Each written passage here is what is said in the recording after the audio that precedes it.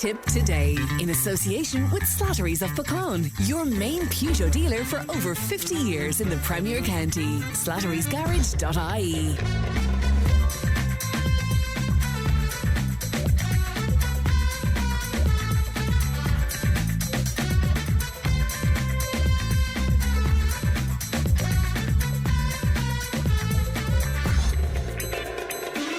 Good morning, welcome along to Tipp today on this rather wet and miserable morning indeed. If you're out and about, a lot of flooding on the road, so do be careful out there, won't you? 1800 938 007, that's our free phone number. It won't cost you if you'd like to make a call to us, and Leanne is producing today. Coming up on the show, we'll be speaking to our sports editor Paul Carroll in just a little while. Elm Park man Sean Callanan throws his hat in the ring for the next local election. Could hot school meals, that scheme, be the government's next scandal? Thomas Conway has the global news, and we'll be speaking to videographer Mick Bracken about a brand new TG Carr show that you might be interested in if you're into country music. So all of that and much, much more on the way, including a discussion on the ballrooms and the show bands of yesteryear. And I'll be speaking to my friend Gay Brazel in studio to kick off that, and we'll be doing that after 10 o'clock this morning. You can text or WhatsApp 083 311 3311. You can email tiptoday@tippfm.com. Let's have a look at the front pages of some of your newspapers today. The Irish Times, the lead story there.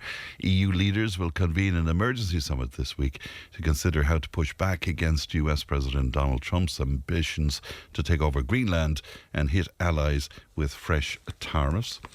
Also reading on the Times today, a harrowing story indeed. A 3-month-old boy sustained several fractures, including to his skull, wrists and legs, broken ribs and a bleed to his brain while in his parents' care, a district court has heard.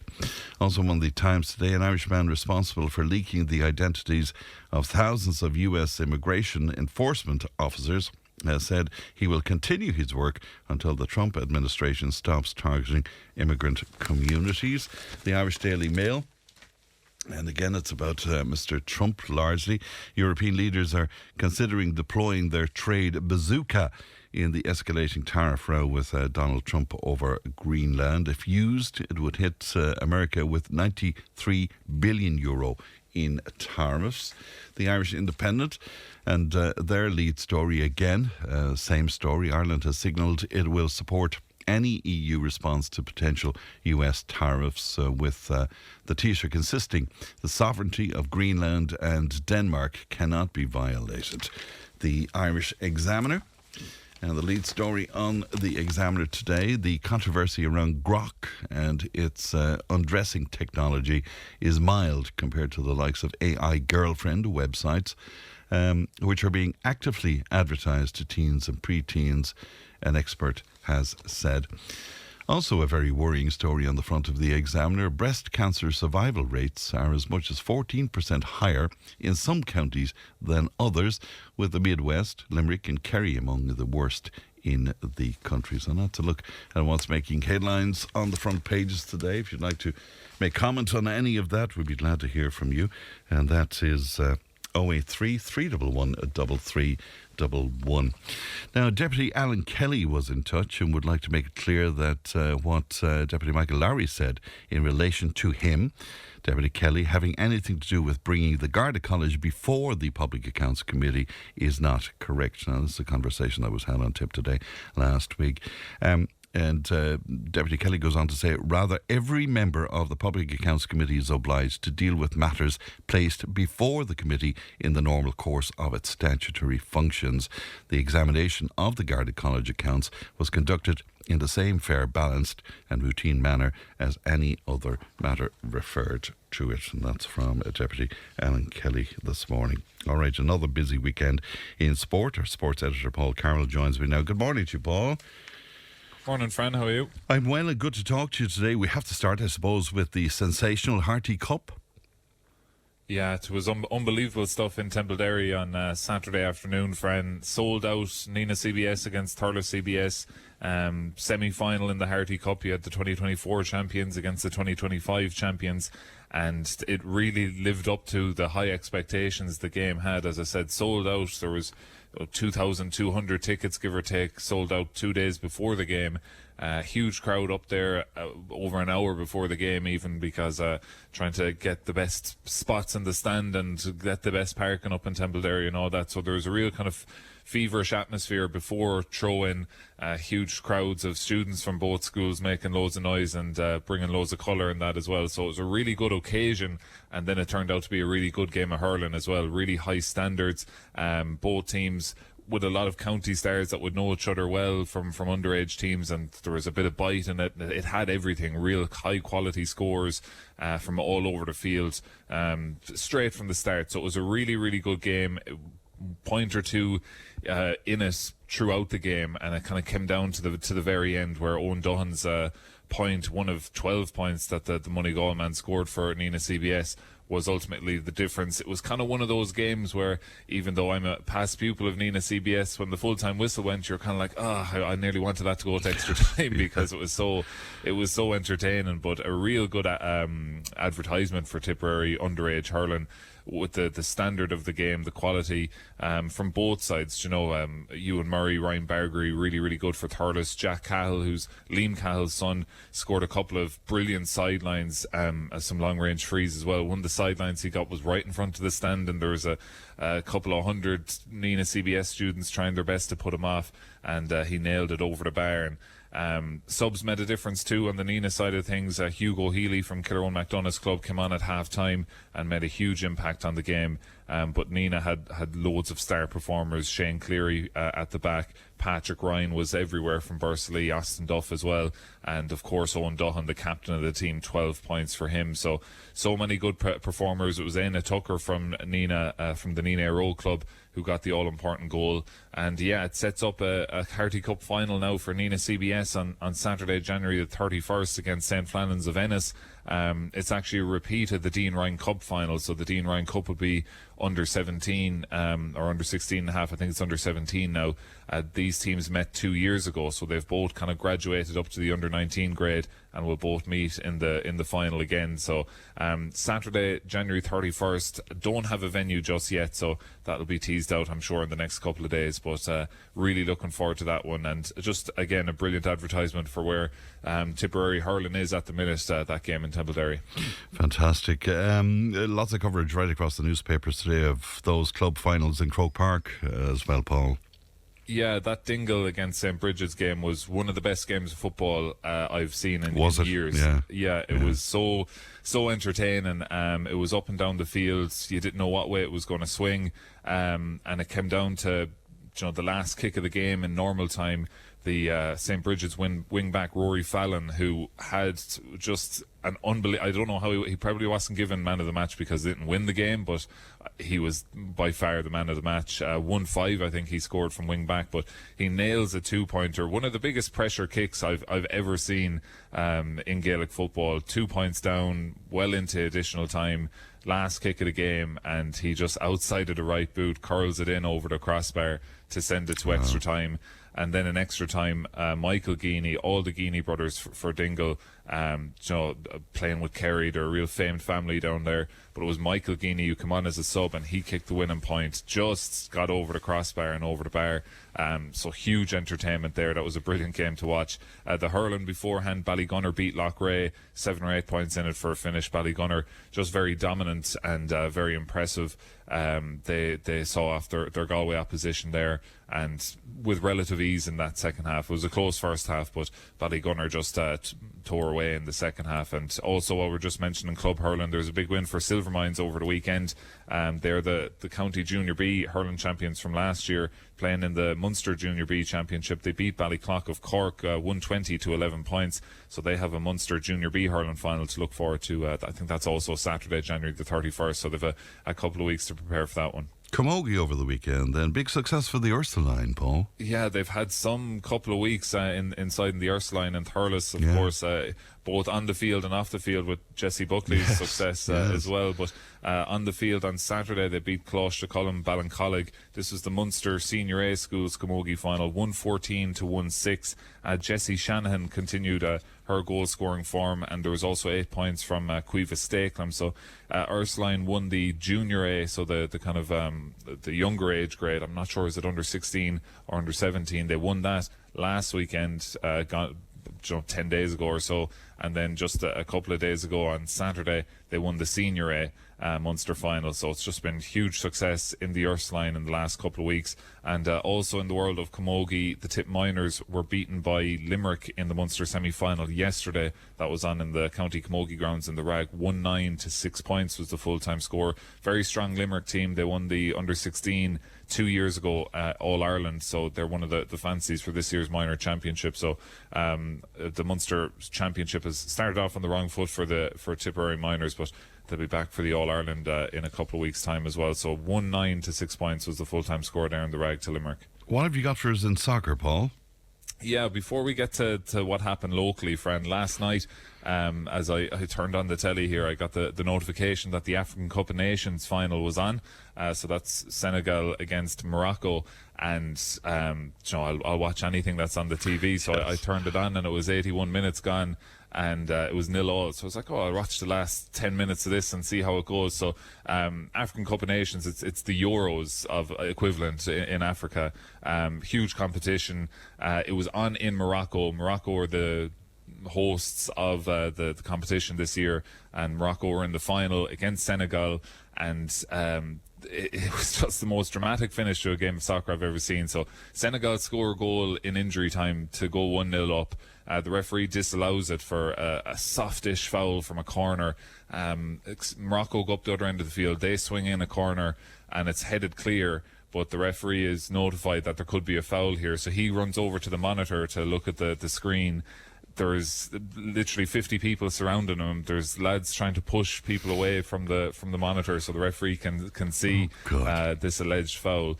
And after about 30-40 seconds of looking at the monitor, the ref decides, right, this is a penalty, and it's really, really soft. Like, it's very much not a penalty. And the Senegal lads just go nuts altogether. The manager starts waving them off the field. So suddenly all the Senegal players leave the field.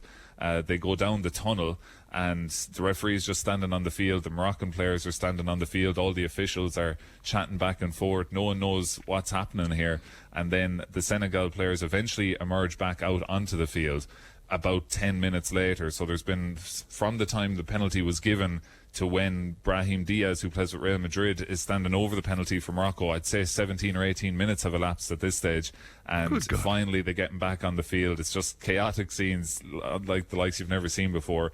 So he stands over the penalty to win the African Cup of Nations, and he tries to chip it down the middle, and the goalkeeper just stands there and just catches it as easy as you like, and it goes to extra time. So after all that, it goes to extra time, and in extra time then Pat Gay, the midfielder for Senegal, scores an absolute worldie into the top corner, and Senegal win 1-0 for a finish. So just crazy stuff. I didn't expect and will that result not be disputed? I mean, I'm sure that broke every rule in the book. Yeah, like I'm sure there's a rule where you can't just walk off the field for 15 minutes. So but the African Cup of Nations, I don't know, it's there's so much life and so much colour in the competition, and there was a lot of given out that this is a terrible look for African football, and it's probably right in that way, but for entertainment quality, you're not going to get much better than that. Very good. And what about the quality of the football? Oh, sure. Like, the quality is unreal. Like, is it? Yeah. Like, you're talking about Morocco with Brahim Diaz there, who missed that penalty.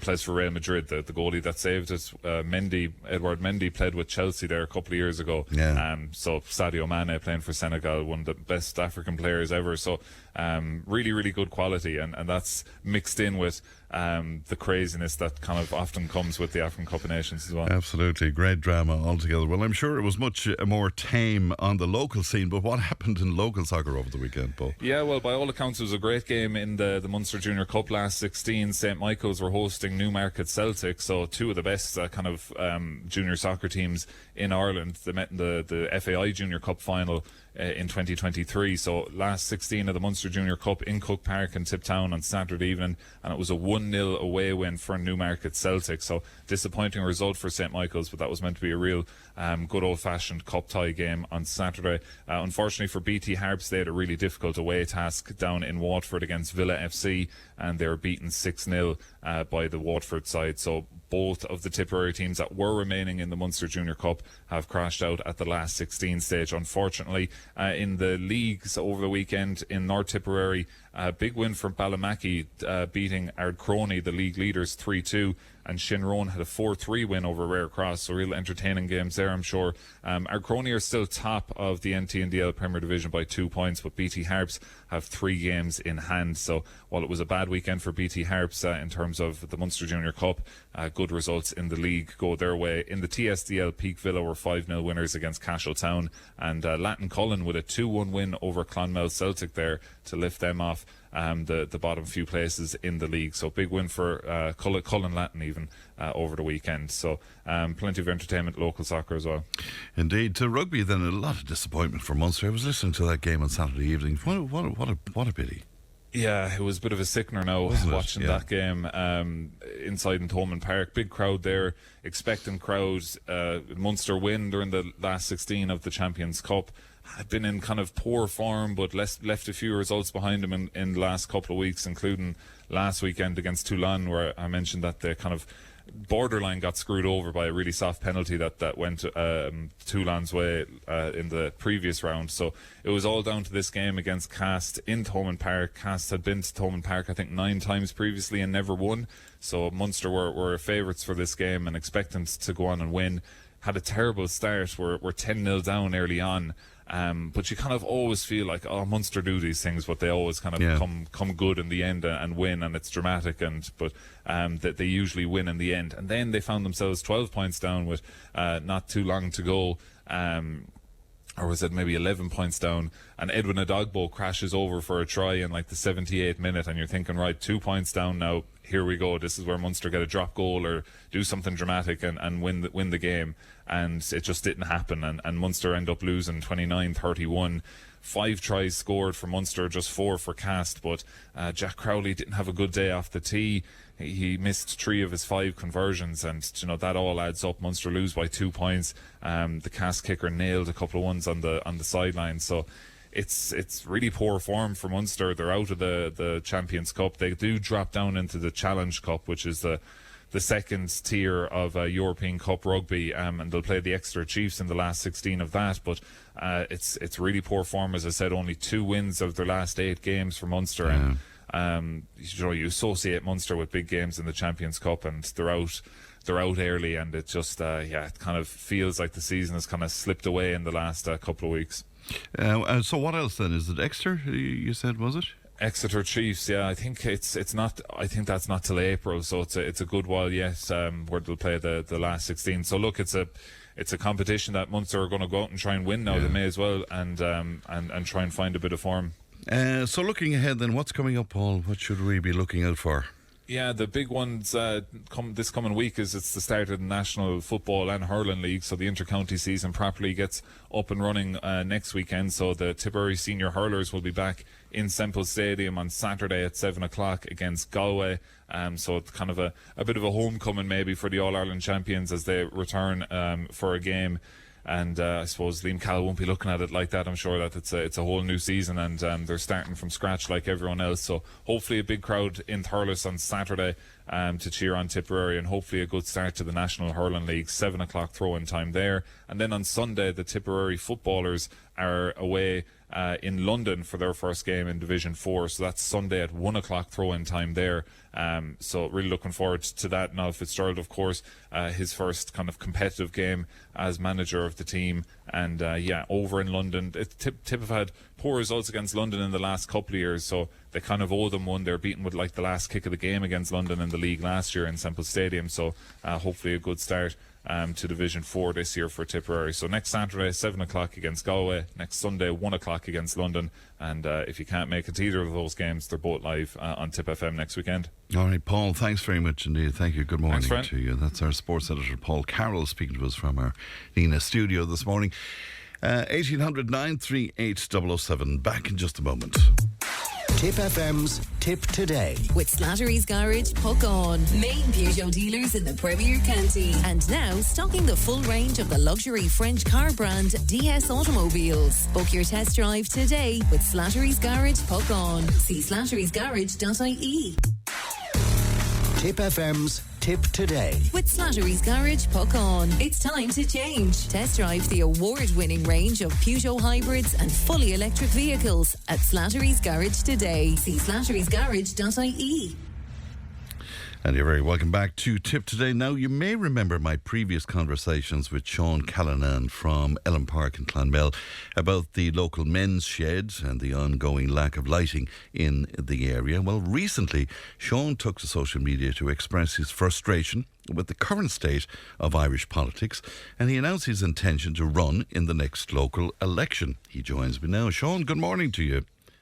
Good morning, friend, and good morning to you and your listeners. Good to talk to you again, Sean. I hope you don't mind my giving out your age, Sean, but you're 74. I'm 74, yeah, and that is a problem. But I'm not what you call.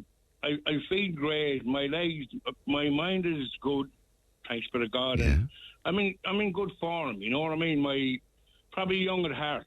You know, that kind of way. Well, by comparison to recent presidents of the United States, you're only a young lad, Sean, so I wouldn't worry about that. You thought long and hard about this, Sean, before you made your decision. I thought long and hard. Like I do have people asking me over the last 5 years. I've been asked to go for the local elections, and it was kind of interesting. Then I wasn't. You know what I mean? And I have good friends behind me as well. You know what I mean? When I say good friends, people that I know and I could trust and all that, you know, and they're not blackguards or anything, you know, so it's kind of, which have experience of elections, some of them themselves, you know. So you have a lot of support there. One of the things you said in your correspondence with us, that you feel that the town, and you're talking about Clonmel obviously, is going to be a bit of a joke, and the representatives don't seem to care about the town and the people. That's a big statement, Sean. It's a big statement, but, I mean, when I look at the town, I mean, where it's come from since I was, say, a young fella, say, and in the last 5 years, there's big changes in Clonmel, you know. I mean, we have our hotels, one of them is gone now, right? We say, look, you have the Clonmel Lounge, which was started and never finished. You know, they're all eyesores. And the other thing about it is, like, even the one down there, Supervan, I suppose you're probably sick of people talking about that, you know, all these derelict buildings there. And Marketplace, Sean, is it? Yeah. Something has to be done. You know, like, there should be more issues on it than the people getting behind it, getting them painted or whatever. And the way I look at all these buildings that's left like that, I think a lot of investors are deciding to buy these premises, right, and hoping down the years, because an investment for them is money in the bank, no matter what way you look at it.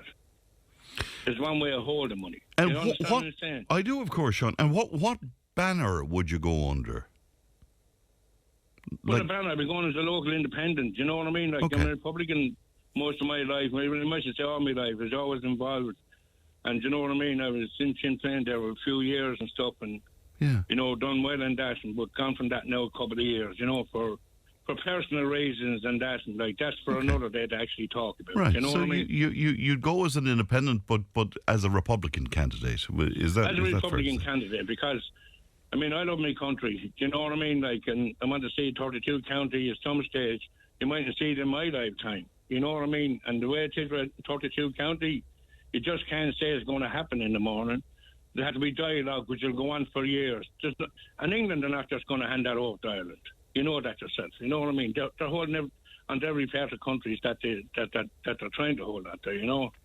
You and I have spoken quite a lot over the last couple of years, Sean, and I get the feeling from you that you're a guy who likes to get things done, and you're a little bit impatient when you see things not being done. Now, I remember before the last local election speaking to Councillor Michael Chicken Brennan, and I said it to him. I said the very same thing I'm going to say to you now. if you get onto the council, it's a slow-moving machine, Sean. It's a slow-moving machine. You know, and you'd want to have great patience for that. Would you be patient enough for that democratic process? I wouldn't. I'm a kind of fella, either you try and get an answer or not. Like, look, when we're finished here now this morning at 10 o'clock, I'm going down to the council because I have it. I mean, Elm Park at the moment, that light was still never fixed, Fran. Was it not? Never fixed. No, the That's price incredible. thing has gone in, the cable has gone in, waiting for the ESB. I met an ESB guy, he told me it could take 3 months. Now, look, the evening's getting brighter already. Before we know it, it could be summertime again, that light is fixed. Right. And people said to me already, certain guys said to me, actually wrote to me on Facebook and said, Sean, there is a procedure there. And he says a thing called patience. So I said, my patience is 5 years. That's how long that light has gone. I mean, we come out of the man shed there. I mean, I think you got the forces. I'm not sure. Yeah, we did. Yeah. You couldn't see your hands. And you know what I mean? and you know the public representatives and said they would do something about this. Actually, one of them actually used it every night. TD, like I said, I won't mention the name. Used it every Monday night. He's coming out there in the dark as well. He knows well of it. You know what I mean? So they would be aware. They would be aware of this. Oh, they would be aware. You know what I mean? Yeah. They would be aware. The man that gets back to me now from his office, girl in the office, Matty McGrath, his secretary, she gets back to me the whole time on the lights. You know what I mean? And it's ridiculous because you're talking about health and safety. Do you understand where I'm coming from? Yeah. You're talking about health and safety. And we have a big problem up here at the moment now. There's an awful lot of dumping in the laneways at the side of my house. And there's a girl actually rang me when I was talking to her last night. She put up on social media and she's arguing with certain TD 3 times already. And nothing's happened about the dumping in the laneways in Elm Park. And that's deliberate dumping. That's people coming along. It is deliberate dumping, yeah. Do you know what I mean? You know, they used to drop skips in Elm Park there for years. That kind of all stopped. You know, a big skip where everybody fires stuff into it. And you know, I said about cost. I mean, there's actually mattresses dumped there now at the moment. And we say, like, it costs 40 or 50 quid to dump a mattress. You know what I'm saying? It's just crazy. I mean, Elm Park, some people try and put down Elm Park. Elm Park is grand and quiet. I never see this quiet before in my life. You know what I mean? Yeah, but years back there was a lot of hassle in that, but I find it peaceful. You know, which is great to say, actually. Well, it is great to say. I'm going to annoy the hell out of you, Sean, because I'm going to read you the ESB statement. And it says, the maintenance and repair of public lighting is managed by the local authority and their appointed contractors. Yep. The ESB Networks is currently not aware of any issue with electricity supplied to the lights in Elm Park and Clonmel. Where a supply issue is identified by the public lighting contractor or the council, ESB Networks should be contacted directly as part of the process. Can you work that out? Do you understand that? Because I don't. I don't understand it because it's crazy. Look, I met an ESB guy there one day and he said to me, he showed me his phone, right?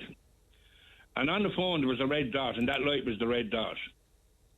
And he said, we can't do anything about that. He said, it's the local authorities. He said, it's the county council's problem, not ours. But I said, it's on the phone. I said to him, could you send me that? And he turned around and he said, right, I'll send you. Give me a phone number. He never sent that to me no more than the man on the moon. Right. But you see, this is the kind of thing that I can see that you're immediately annoyed with, that you probably wouldn't be able to do anything about on the council because of the way things move. No, they wouldn't. It's a slow process. Look, I'm saying I'm going for elections. Look, I'm actually a good person. You know, the same person. And look, you know this person very well. We had contact over the years when I was in another party, Helen Welch. Yes. Helen is a very good woman, very educated woman, and she's mad to come on board. And I know Helen a long time. And so she would be a supporter of yours then, Sean. Yeah. She would 100%. You know what I mean? And there's a lot more. There's people getting on to me. My age is against me. I understand that. I don't know whether I could be here next week. None of us know when we could be gone. Do you know what I'm saying? Like, it's just crazy, you know. Yeah, well, I don't think you're a fit fella. I don't think your age is against you at all. But I don't really think. I'm going to see what way I'm just going to see what way this year pans out. You know what I mean? If someone have a problem and they come to me, I see what I can do something about it. But we say, as far as the environment is concerned, there is people in the county council that goes around. I remember years ago, if a bag was in the laneway or anything like that, they were up like bullets. The bag was gone, or somebody's name was found. They wound up in court over dumping a bag, right? But there's an environment guy there. I know he's still there. I'm going in this morning to find out and have a chat and see what his story is, because. Yeah, there definitely have to be someone look into this. Are you saying to me that the reaction to littering and that sort of thing, is it not as quick as it used to be years ago? No, it is not. No, I think since head office went to Nina that the Clonmel County Council is actually. Do you know what I mean? Well, the head office didn't go to. I mean, yeah, just both ridings amalgamated, all right, and it's shared between. No, I can understand that. Right, but it's since the amalgamation, you think that issues have deteriorated?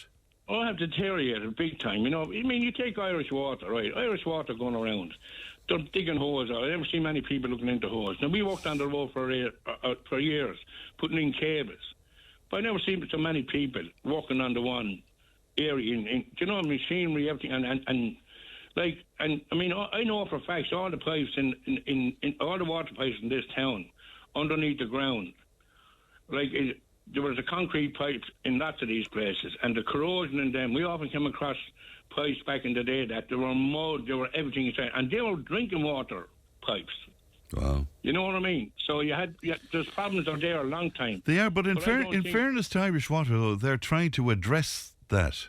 No, I can understand that. I can understand that. Yeah. But back in the day, if there's a problem with water, I remember the county council come out, you know, to fix the problem. They always got kind of stuck in, you know. And what did you do? You said you were involved with this kind of work, were you, Sean? Yeah, we worked for a GMC in Dublin for 19 years, reinstating the roads. No, we said like the trenching. We dug up all the Clonmel. You might remember it was Taurus under one time. We were doing all the reinstating with the tarmac. Myself and my son. It was a family affair. Right. Mark, my eldest son.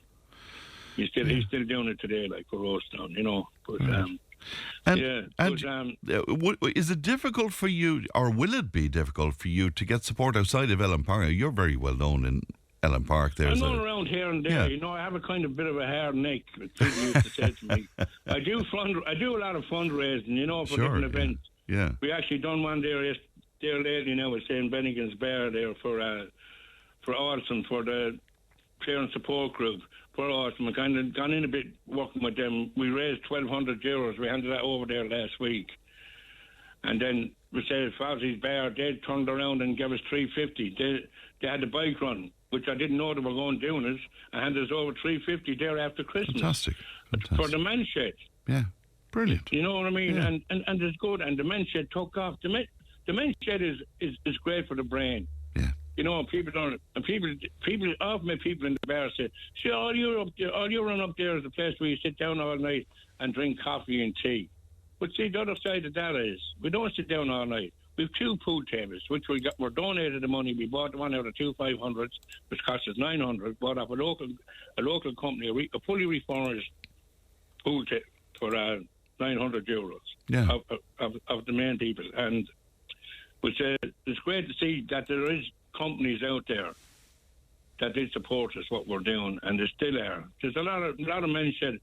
Well, we kind of got away from the men's shed of Ireland because I know my own hat and soul. They're not getting the grants. There's another men's shed out there in Featherton, and they're in Wicketbother. They bought some property, I think, Coolmore Stud or something like that. Right. Well, we don't know about the details. No. Don't mention them. Yeah. But anyway, apart from that, there's no electricity or anything going into it. So they're in bother. They might have to close. So I just said to them, why don't you start the man shed? I said, like we have in Clonmel there, and said, and look for support. You know, kind of push it out there.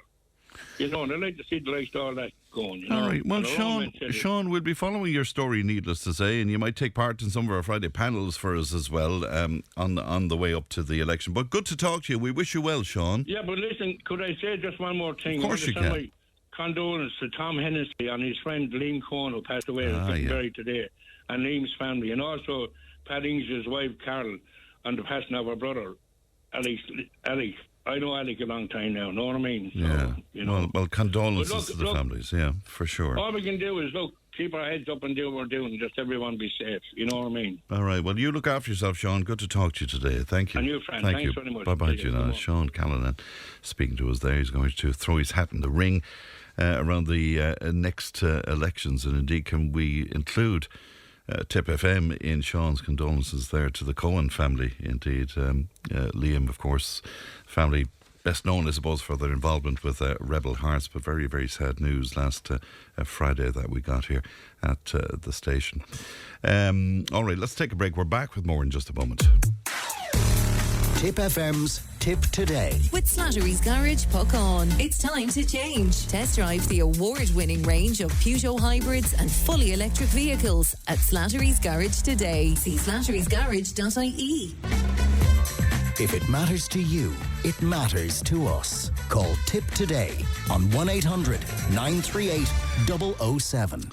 Welcome back to Tipp Today. One of our listeners saying, problems all over Clonmel, Fran. The Care Road into the town on Saturday night. Boy races, overtaking, speeding. The noise is just scandalous. This is a regular occurrence. We've complained to the Gardaí, but no reaction there. I can give my name, but I don't want to be targeted, says this listener to us on 083 311 3311. Now, the Irish government are set to spend $288 million in this year, 2026, delivering free school meals daily to 3,200 schools and 550,000 Irish children. But could this be the next big scandal for our government? John McGurk from Gript has been contemplating this in a recent opinion piece, and he joins me now. Good morning to you, John. Good morning, Fran. How are you? Happy Monday to all your listeners. I'm very well indeed, and good to talk to you, John. In your article, you point out that the idea of every child having access to a hot, nutritious, free school meal has universal appeal. However, from the people you've spoken to, it could easily be one of the biggest wastes of public money in the history of the state. What have you been hearing, John? So I spoke to a couple of primary school principals, because this is primarily at this stage only in primary schools it's been rolled out to so far. The aim is ultimately to roll it out to all schools up to Leaving Cert. The basic principle behind it, so your listeners know, is the idea that the state would step in and provide support families, obviously in terms of their incomes, and support children maybe who aren't getting sufficient food at home by providing one good, healthy meal per child per day.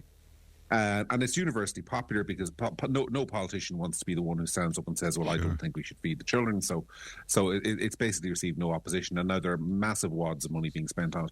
The problem is essentially that a lot of the meals aren't being eaten. I spoke to one school principal in Donegal who told me that in her school, at least 30%, only about 30% of the meals are actually eaten. The rest are thrown out. It generates enormous amounts of waste because all of the meals come individually packed and they have to be heated. There are complaints in another part of the country. I spoke to a school in Drogheda where the meals are often, the phrase that was used to me is that the government should really rebrand the scheme the lukewarm school meal deal, because they come in on a lorry and they're kind of warm and the children don't find them appetizing. There have been complaints. If you go and look at the kind of complaints that you can get from Freedom of Information, our fellow journalist Julianne Kaur in the Sunday Times did this last year, and she found dozens and dozens of complaints from parents about the quality of ingredients, this being done on the cheap, and essentially the children not wanting to eat the food. And so what we've essentially got here is that the money for producing the food is guaranteed. These contracts go to individual catering firms. They bring the food to the school on a daily basis. Huge amounts of it isn't being eaten, huge amounts of waste, and lots of parents just sending their own kid in with a packed lunch anyway. That's essentially it. And so the question is there a better way to do this? I think there probably is. And is this value for money? I think it almost certainly is not. But it's one of those things, again, where politicians, I think it's baked into their DNA, don't question things like feeding children, because if you do, that makes you out to be a bit of a meanie. But maybe somebody like me who's not looking for votes and is just doing some writing on this can point out that maybe this scheme isn't working the way it's intended to. Yeah, I remember we spoke about this a couple of months ago, and we got a similar reaction to it, particularly the nutritious value of the meals, John. And I know that you mentioned that in your article as well. I mean, we're talking in some cases about pizza, chips, chicken goujons. Mm-hmm. Well, this was supposed to be the primary. This is what always happens, of course, because the idea as the scheme was implemented was that this would be the perfect nutritious meal, that every child would get the perfect balance of protein, carbohydrates, and all the other nutrients in one meal per day. And of course, that's everything starts. The road to hell, as they say, is paved with good intentions. So, what seems to have happened in a lot of these schools is that the healthy meals came in initially, and of course, the children didn't want them. Yeah. The children wanted the goujons, and the children wanted the pizza, and the questions are being asked about the providers of the food because of the amount of waste. So they're bringing in their really healthy meals, they're piling up in the corner, no one's eating them. Then questions are being asked about the quality of the food. How is the food provider measured? Well, it's how much the kids like the food. So in order to out of self-preservation, they're resorting to 2-3 days a week doing chicken nuggets, doing pizza, doing chips, doing burgers, because the kids want to eat that stuff. And then, of course, the parents are complaining that it's not healthy. So it's a natural process whereby the good intentions start off with will provide nutritious food, then that's not being eaten. So then you provide the junk, and it is being eaten, and then parents complain that the quality isn't high enough, and so on. So that's what's happening. Now, a lot of these schools have been built quite recently. That the primary schools, I mean, obviously there's some older schools, but a lot of the newer primary schools. One thing several principals have said to me, as I've been calling around them, is why not? Why couldn't we just have built a little kitchen in the school and done a canteen and hired a cook to cook meals every day for the kids if that's what they wanted? Because what's happening is these are coming every day off the back of a lorry. They're oftentimes, by the time they reach the children, they're not fully hot. The school doesn't have microwave technology to heat up all the food, and so in the end, a lot of food just isn't appetizing by the time it reaches where it's supposed to go. And I mean, look, at the end of the day, we're spending nearly 300 million quid on this year. It's probably going to be, if they expand this to post-primary school, we're going to be spending well over $500 million, probably something like 600-700 million on this annually. And I do think before the country jumps into making a big decision like that, we should probably ask, is the scheme working, or are we just wasting a whole lot of money enriching a small few companies, some of whom are certainly doing their best to produce good food, at the expense of the taxpayer, to nobody's real benefit? Because I think that may well be what's happening here. Yeah, well, one of the things that emerged when we spoke about this, as I say, a few months ago, and I'd love your opinion on it, John, was that if only a small number of kids benefited from these meals, kids who are really in a bad situation, it will be worth it. What would you say to that? Well, I would say that obviously there has to be a more efficient way of feeding needy children than producing masses of food for everybody that isn't being eaten by the vast majority of children. There has to be a way to target this better. I mean, in the United States, for example, they support families that are going hungry with a special welfare program called food stamps. I mean, and obviously there's stigma around that, right? Because you can only exchange the stamps for food, and people feel that it's stigmatized. Is that like vouchers or something like that? Vouchers that can essentially only be exchanged for food. For food. Yes. Well, of course, we do that with housing, right? We've got the housing assisting payments and lots of other direct supports that where money can only be used for certain resources. I think that's a better way to do it. I think it's much more targeted. I think you're guaranteed that what you're trading can only be exchanged for food, and that's a better way of getting food to needy children. I think, as I say as well, the other thing you can do if you're building a new school is to put in a facility so that the school can make its own food for the children and provide some money for that on an individual basis, where it can work out what the demand is and how many children want the meals and so on, rather than this business at the moment, which is basically a one-size-fits-all policy. Where, I mean, the other problem here, of course, is that nowadays, for whatever reason, so many children have very special dietary requirements, and the number of children with specialised dietary requirements is off the scale, and this model doesn't suit that. And so you've a whole load of kids who effectively can't benefit from the school meals deal because they're gluten intolerant, or I don't know the list of conditions, but there are lots and lots of. That's something that's coming up again and again in schools with this, is the number of children who actually, some of them who would really like to avail of the food, but they have a particular dietary requirement, which means it doesn't always suit them. So that's another issue where the school kind of finds itself a bit at a loss. Yeah, from your article as well, John, so some of the schools, they're advertising for operatives, for example, to serve the meals. Is that correct? Yeah, so this was something that came up, and it was more just a colour thing. So there's a particular school in Drogheda that has only just gotten around, the one of the last schools in the country to adopt this scheme, and they were advertising for a position. I mean, so how this works is, the person who's being hired as what's called a school meals operative would not actually work directly for the school, but would work for the company supplying the food. And their job is essentially to take the food off the lorry when it arrives and deliver it to each classroom and to each student. And so, yes, so the dinner lady is gone, and you're now replacing them with the school meals operative, which sounds like something out of James Bond, to be frank. And who's paying for the operative then? Is so that is being paid by the contractors. The contractors being paid. So essentially, the way it works is, if you can imagine, the school contracts with the company. The company is then paid directly by the Department of Education on the recommendation of the school to provide the food, and the company then produces the food, delivers it by lorry, and then hires somebody to work in the school whose job is to distribute it around the various classrooms.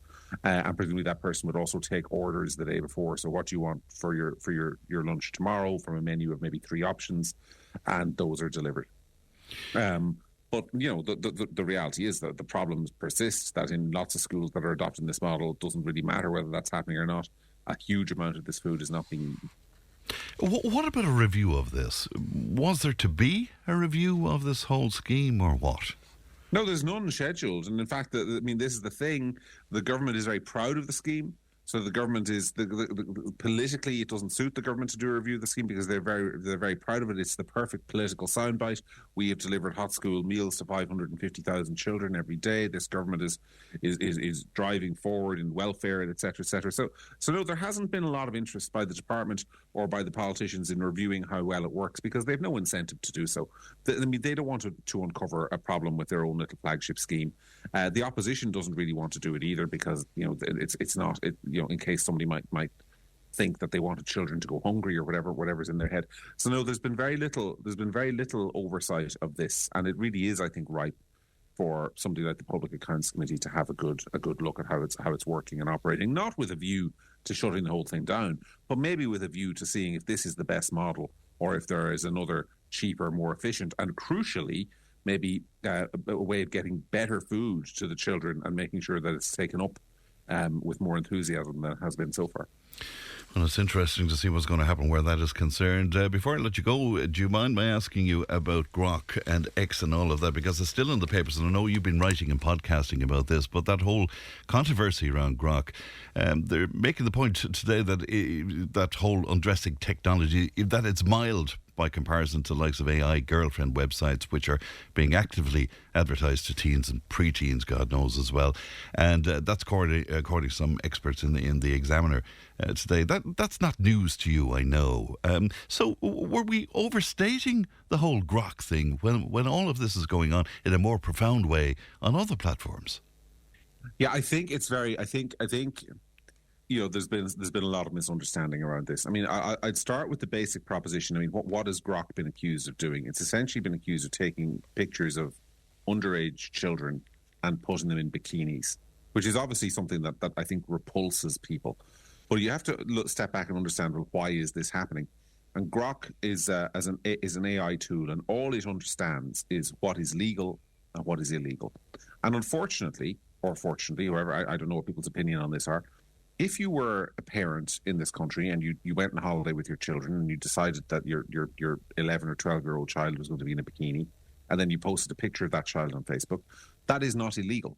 That is perfectly legal. It mightn't be wise, mightn't be a sensible thing to do, but it's something that you can do. So Grok gets this prompt, which is the prompt is designed for comedic purposes. So let's say you have a picture of Bran Curry at the Tipp FM Christmas party, and somebody says, "Put him in a Santa hat," and then they put then the AI will put a Santa hat on your head. It's designed to be fun. Yeah. That's not illegal. And so what it does is somebody says, "Put this person in a bikini," it does a check which says, "Is this illegal?"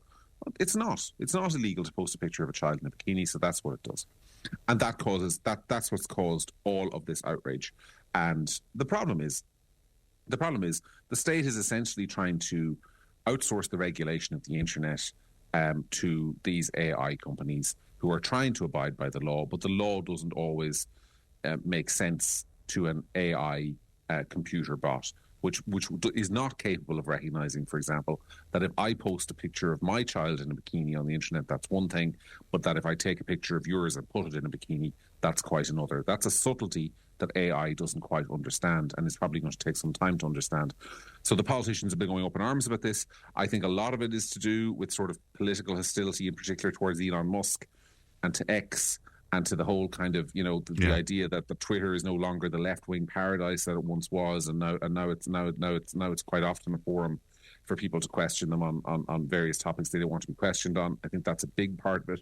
As this morning's reporting makes clear, there are a whole lot much more toxic AI tools out there that are doing a whole lot of worse stuff. And I think it's been very interesting to watch the media coverage of this, because a lot of people, I spoke to a woman at the weekend who was distinctly under the impression that that X was maliciously taking pictures of women and making pornographic videos out of them, for example, which is simply not something that's happened at all. All it's done is essentially taken people in one set of clothes and put them into another, not understanding that wasn't illegal, but not realising that it was massively socially taboo. And that's the issue. That's what's happened. Politicians have jumped on it. It's given them something to talk about, presumably because that's easier than confronting the question of whether the free school meals programme is value for money. Pleasure as always, John. Thanks for your time this morning. Thank you. Good morning to you. That's John McGurk there of Gript Media. 1800 938 007 on Nucht. August and all Chucked. Tipp FM's Tip Today. With Slattery's Garage, Puck On. Main Peugeot dealers in the Premier County. And now stocking the full range of the luxury French car brand DS Automobiles. Book your test drive today with Slattery's Garage, Puck On. See slatterysgarage.ie. Tipp FM's Tip Today. With Slattery's Garage, Puck On. Over half a century driving the people of Tipperary and surrounding areas with quality, reliable and economical vehicles, new and used. Call the sales team today to discuss your next car or van on 067 24111.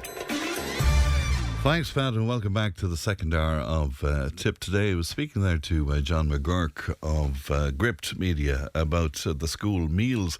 One of our listeners on, though, to say, is anybody taking into consideration the amount of children who are just simply spoilt, pampered, and not in a lifestyle of simply sitting down to a warm meal prepared without their input and simply eating it and being grateful? Is that a pure dream? I'm a parent of 2 kids in national school and eat the meals provided. And yes, I hear the comments from them, but life needs to be a little bit more like that. Eat what you get and be grateful. It's free. This is one of our listeners. So I wonder, how do you feel about that particular angle? 083 311 3311 if you want to speak to Leanne. It's a free phone number, 1800 938 007. Now, in recent weeks, we've been indulging in a little bit of nostalgia, talking about the factories and shops that have disappeared around the county. But what was another uniquely Irish tradition, the show bands and the ballrooms, and we're going to converse and chat about that over the coming week or so. But to get the conversation going, glad to be joined now by one of our finest musicians and a great old friend of mine, Gay Brazel, is with me. Good morning to you, Gay. Morning, Fran. Good to see you today. It's you too. It's a disgrace to ask a musician to be up and about this time of the morning. I'm kind of half normal at this stage, Fran. You know, I've That's not what I hear, Gay. But it's great to see you. Though I first knew about you, Gay, because I was a big fan, a huge fan, in fact, of Tweed, and you being the lead guitar player with Tweed. But it goes back much further than that, doesn't it? It does indeed, Fran. Yeah, to the earlier days of the ballrooms. I started off with a band called the Boxing-Ears, who used to play relief to, as it was called, to the bigger bands, because dances then were maybe 4 or 5 hours long. And the relief band, that's how we cut our teeth and learned our craft and put up with very much the underdog abuse from the bigger bands. So you go on first and you'd use their PA, I suppose. Yeah, and you'd be hoping that they would be kind and charitable to this crowd of rookies from down the road. And sometimes they weren't, Gay? Sometimes they weren't, Fran. There was an awful difference. I remember being in Tipland, as it was called at the time, the hall in the failing Cashel. Yeah. And we were supporting, say, the Miami show band. Clem Quinn, the original Dickie Rock, and Clem would say to you, he'd be playing through an old new at the time, Vox AC30 amplifier, and he would tell you, don't touch any of the knobs on that now, he'd say. And to be turned down, you just about get by, you know. Right. And then you get someone like Jim Conlon out of the Royal Show Band, and Jim would say, oh God, boy, twist any knobs you want. When I come on within 30 seconds, I'll have the sound I want. And the difference there, you know, and then the roadie would turn off the echo on the Jerry Welsh's On the vocals. vocal out front. Yeah. So that was a great thing. They take off the echo. And the reverb from the vocals and change the EQ and stuff. You know, you were meant to, even though the band might be well rehearsed and, you know, pretty good at the time, you have to be made sound inferior. And that, you know, that was one of my early. But some of the bands were okay. Though. Oh, some of them were great. Yeah. Joe Dolan and Ben and the boys, they didn't mind what you did. It's amazing. Yeah, sometimes the bigger the act, the more generous. They probably were along the way too. But the Voxonaires, what sort of music? Or what? We show band lineup. There was myself and my school colleague, good friend Billy Byrne. We left school together and straight into a bandwagon, and I'm kind of still half in it, Fran. To be honest, been trying to get out of it for years, but anyway. Happy to be there. Dave Halsey, he was in the band. Jerry Welsh was the lead singer, and then the big country boom was coming, and Big Tom and the Smoky Mountain Ramblers and bands like that. What year are we talking about here now? I'd say you'd be talking 66, 67-ish then. And our manager, Clonmel man, God be good to him, Endo Reardon. I'll come back to Endo in a minute too regarding some other aspect of the business. He said, guys, we're wasting our times with our green suits, white shirts and orange ties. And what I didn't realise at the time was, none of us did, Enda actually had us dressed in the Irish flag. He was very Republican. Was he? Yeah, he was. And that didn't dawn on you for a while? No. And you dare take off the coat, even though the black perspiration would be running down the back of the green coat, and to be a darker shade of green. But, you know, you couldn't you can't do that. No. So we became the Cowboys, because the Indians were going well, and he was a friend of Tom Doherty's in Dublin, who was managing the Miami and a lot of the top bands at the time, and he was good friends with Tom, and Tom said, you know what, we need a Cowboys as well, you know. And we said, Enda, please, because we were into the pop hits of the time and arranging brass for the three-piece section and stuff like that, and that we knew that brass was going to kind of take a dip. If we were going country. Because this was country music, so he decided, well, we'll use the two trumpets in a kind of a Marty Robbins style Tex-Mex, and that was going grand. We had Leamy Doherty there, great singer, and Leamy actually took up sax as well.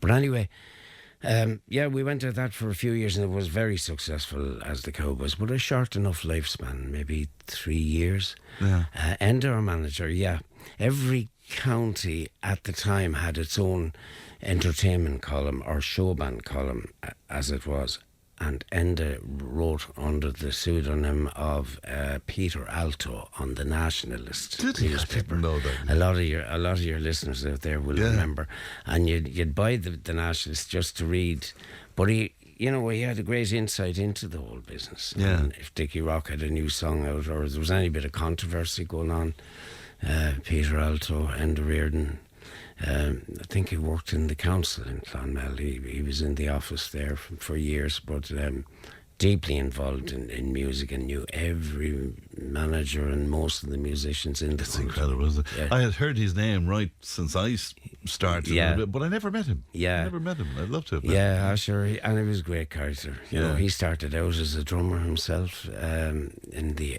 very early days. And what about after the Cowboys then? What? After the Cowboys, I went on to the Ree McCoy to Dublin, and then I started playing a good few of the northern ballrooms as a result of that. Now, I was only with the Ree McCoy for about a year, and then Mick O'Grady was leaving Tweed, and the lad said there was would I do the audition? I came down to Urlingford, and I was kind of glad to kind of move back to Carrick-on-Suir. I was in Dublin, and even though my mum was living there, she had moved from Billtown after my dad died, but I wasn't really that happy in Dublin, and I was glad to get back. So onwards and upwards with Tweed. I mean, Tweed had already made a really big name for themselves, and we used to rehearse in Urlingford, in the Urlingford Arms Hotel. But the ballrooms, getting back to the ballrooms, there was the new hall, as they used to call it, in Urlingford, which is still there. The local, I suppose, community centre of sorts too. Yes. You see, outside of the big ballrooms, there was associated ballrooms run by Con Hines from Portumna. Then the opposition was the Tipland. They were the Reynolds from. So just for younger listeners, certain people owned groups of ballrooms then, was it? Oh, yes. Including Albert Reynolds. Yes, there was two monopolies there. Yes. Albert Reynolds and his brother, Jim Reynolds. Yes. They had all the Reynolds ballrooms. They had the Barrowland in New Ross. They had... I think the Arcadia in Care. I'm not sure was that an associated ballrooms, but that was monopolised to the degree that they could name their price for a band rather than the band naming their price for them. Right. So there was a lot of politics going on. There was, and some of it wasn't nice. Now, like you could be drawing big crowds, but you'd be kept to your fee. They might increase it by £50 a year, maybe. On your fee for the dates for that year. But the Royal Showband with TJ Byrne, and we're all eternally grateful to him over the years. The Royal was so big, and of course Con Hines and Jim Reynolds Albert were trying to keep them too. So TJ said, fine, that's grand. You give us 60% of the door or we'll play somewhere else. And for a while they said, no, we're not giving you 60%. And the money that was being made was unbelievable. Yeah, and I mean, the ballrooms were not exactly places of luxury. Some of them were barns, weren't they? Some of them were they were, yeah. Now, there were some of them absolutely beautiful. The Majestic Ballroom in Mallow was fabulous. Premier and Thurles. Premier and Thurles, there was. So TJ said, fine, and say if the Olympian Waterford... Well, no, that wasn't one of the Reynolds, but he would find a parish hall within 15 miles. And on the night, their big night, say Sunday night was the big night in Barrowland in New Ross, TJ would go down to maybe Camross with the Royal, stuff it, and empty Barrowland. So he played hardball with them. He did, and he set the pattern for a lot of bands for fair play and fair pay, A lot of people made an awful lot of money, and it wasn't always musicians, for sure. No. There was a lot of managers and ballroom managers that made massive amounts of money. And there's been a lot of books about the show bands and stuff, but I wonder if that aspect of the show band history has been documented properly. I'm not sure. Probably not. Yeah. Probably not. I suppose there was two sides to it. I mean, some of the bands had very egotistical opinions of their stature and musicianship too. Like, for instance, the ballroom in Feathered, great ballroom. Fantastic ballroom too, yes. And when we'd have the equipment set up, we'd go in early and set up the gear. There was good friend Danny Doyle from Wexford arranged for there would be a meal up the street in this lady's house, a hot meal. Yes. And we used to always look forward to that. It was always grand to just get away for a half an hour, 3/4 of an hour. So we asked this time, we said to Danny, we'll head up for the oh my God, that's finished. He said, we said, what happened? Oh, he said, Some smart jock from Dublin in the band asked for a prawn cocktail one evening, and poor Mrs. I can't think of that good lady's name, said, I can't deal with any of this, so that was it. That was the end of the hot meal. Yeah, imagine. Because most of the time it was a miserable kind of salad you might get up on the balcony of one of those places. True, and I remember doing a marquee in County Carlow once. And the mother of the guy who was running the marquee, he was, well, he had a degree in making money on other people's backs, but his mother was there, and the table was set up on the grass behind the stage, and there was the, as we used to call it, the Irish Country Women's Association teapot, which with one fill would feed half the army. Yes. And the tea was poured, and she said, them into you now, boys. The cotton mill boys left them behind them on Wednesday. and this could be Sunday. Needless to say, the plate of sandwiches went back, a full plate of sandwiches, no one went near. I can well imagine, indeed.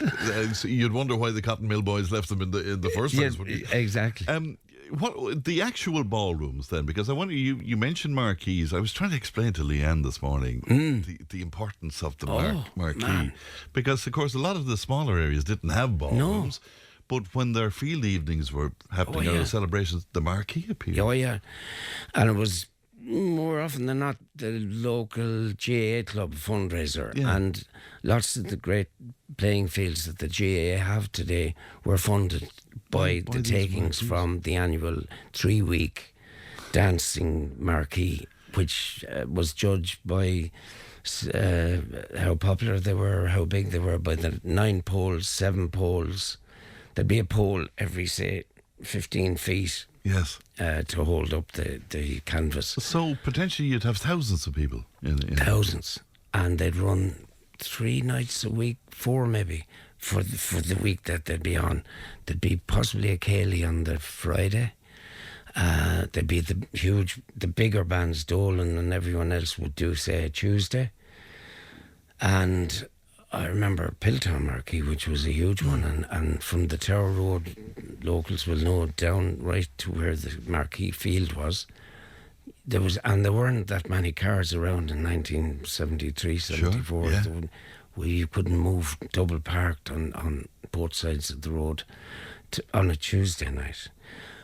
But Fran, if you think about that era, you see, we didn't have, all we had in Ireland was the GAA, bingo, and a bad black and white television if we were lucky. Yeah.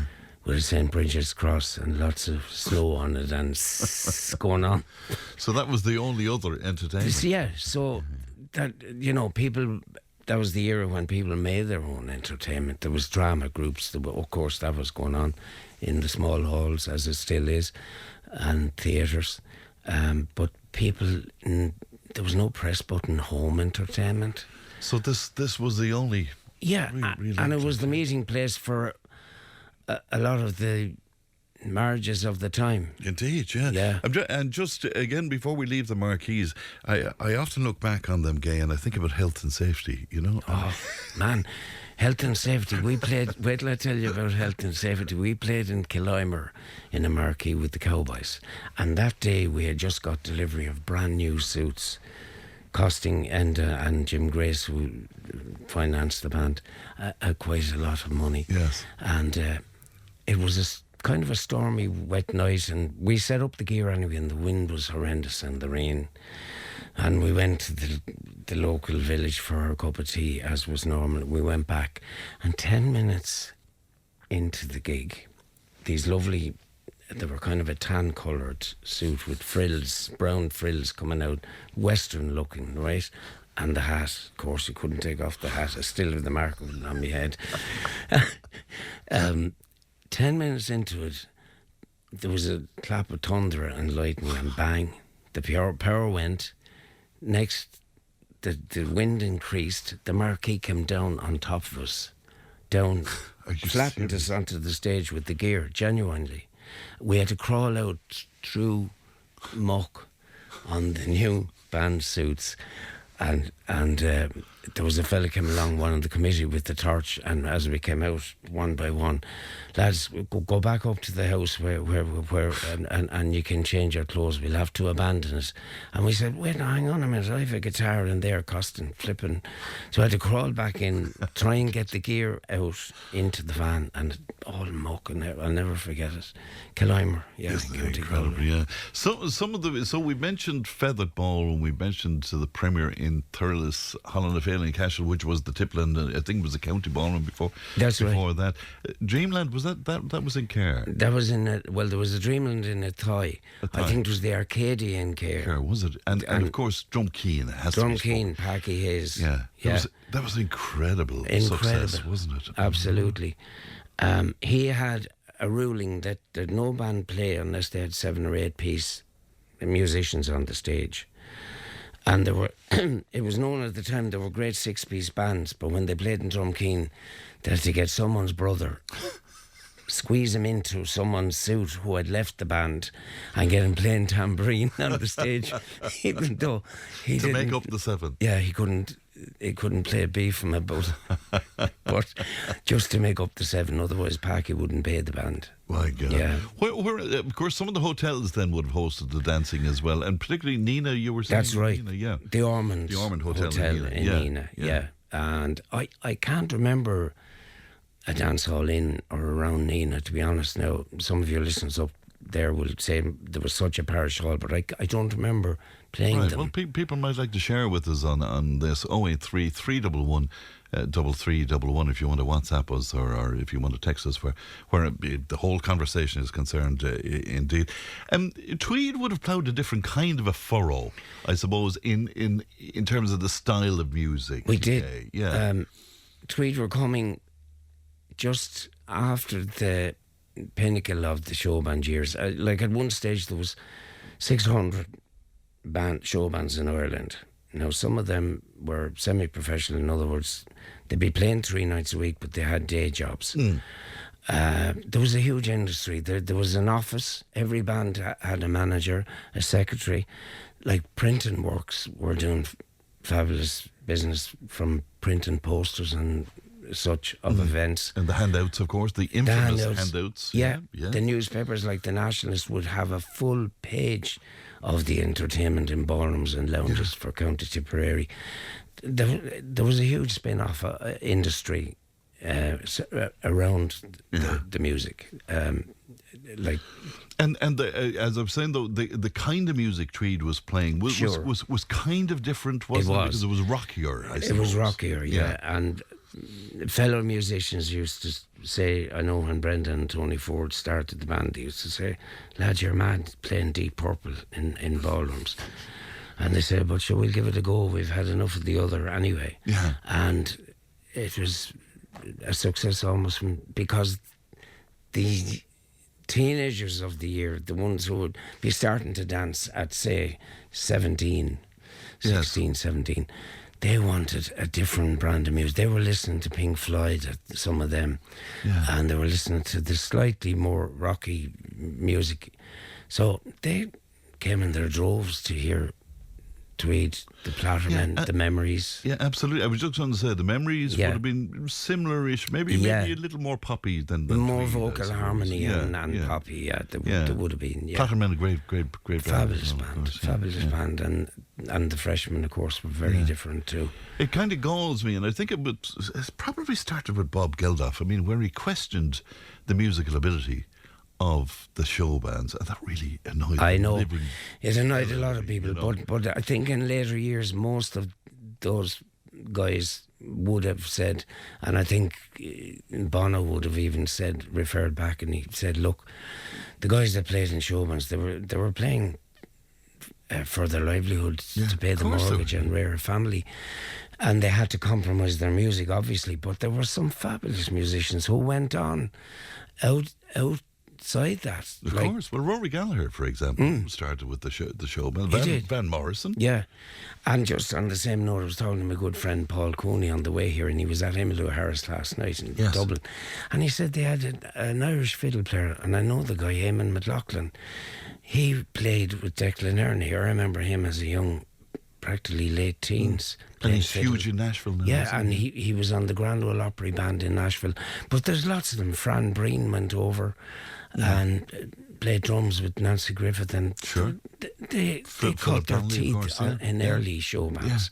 There was lots of them. There was our good friend Philip Donnelly started in the early years and in the beat scene and went on. So it was a great training ground for... It was, yeah. And some of the music, I mean, people like Earl Gill, Paddy Cole, I mean, these guys were arrangers. Oh, fabulous. You know. Absolutely. And I mean, Billy Brown, the freshman, he was headhunted by Georgie Fame and the Blue Flames so many times. And Billy just didn't want to leave Ireland or leave. You know, he had a great band. Well, are we looking back with rose-coloured glasses, or was it a wonderful time? I think it was a wonderful time. It was, Fran. It was tough too. Yeah. And there was a lot of, there'd be the usual banter between bands, and like the likes of Dickie Rock, he would come out, even though he was good friends with them all, but he'd look down on maybe Brendan Byer or Joe Dolan, because they were cultures, like, and he was Frank Sinatra, you know. And, you know, but a lot of it was harmless banter. I mean... And they had the old Ben Lang as well. They had their own kind of language. Yeah. Oh, yeah. They had. Yeah, it was kind of derived from the Cockney London. That's where that started, and they went on with their own. Great. I could talk to you all day, Gay, as usual, but I think you've sparked a conversation. We're going to end up talking about this for the next week. Yeah, there will be lots of people that will remember about the Ormond Baldwin, Carrigan Shore and Jim O'Keefe, and like so many people around that area met their husbands there, and to be full. And the Collins Ballroom, of course, and the Reardon ran it. Later became Circles nightclub. And I heard about the Flamingo Ballroom. I hadn't. And there was the Caroline Ballroom in Clonmel. So many of them, so I'm sure they'll be well remembered. You're still playing, Gay, and of course I'm still playing, and I'm playing actually with two colleagues from Tweed, Brendan Ryder and Dave Hallisey, and our good friends Peter Dowley and Mickey Grace on drums. 5 pieces, the Backyard Band, or as I call them, the Blackguard Band. What a great band it is. Are you doing anything soon, Gay? Sure. We're just gigging away and trying to get into the studio to keep a few originals going. All right, well, it's a great band for sure. Gay, thanks so much for coming in. Thank you very much, Fran. Thanks very much. I thoroughly enjoyed for that. Thank you. As I say, I think that's going to kick off a huge conversation for the rest of the week. Global news is on the way.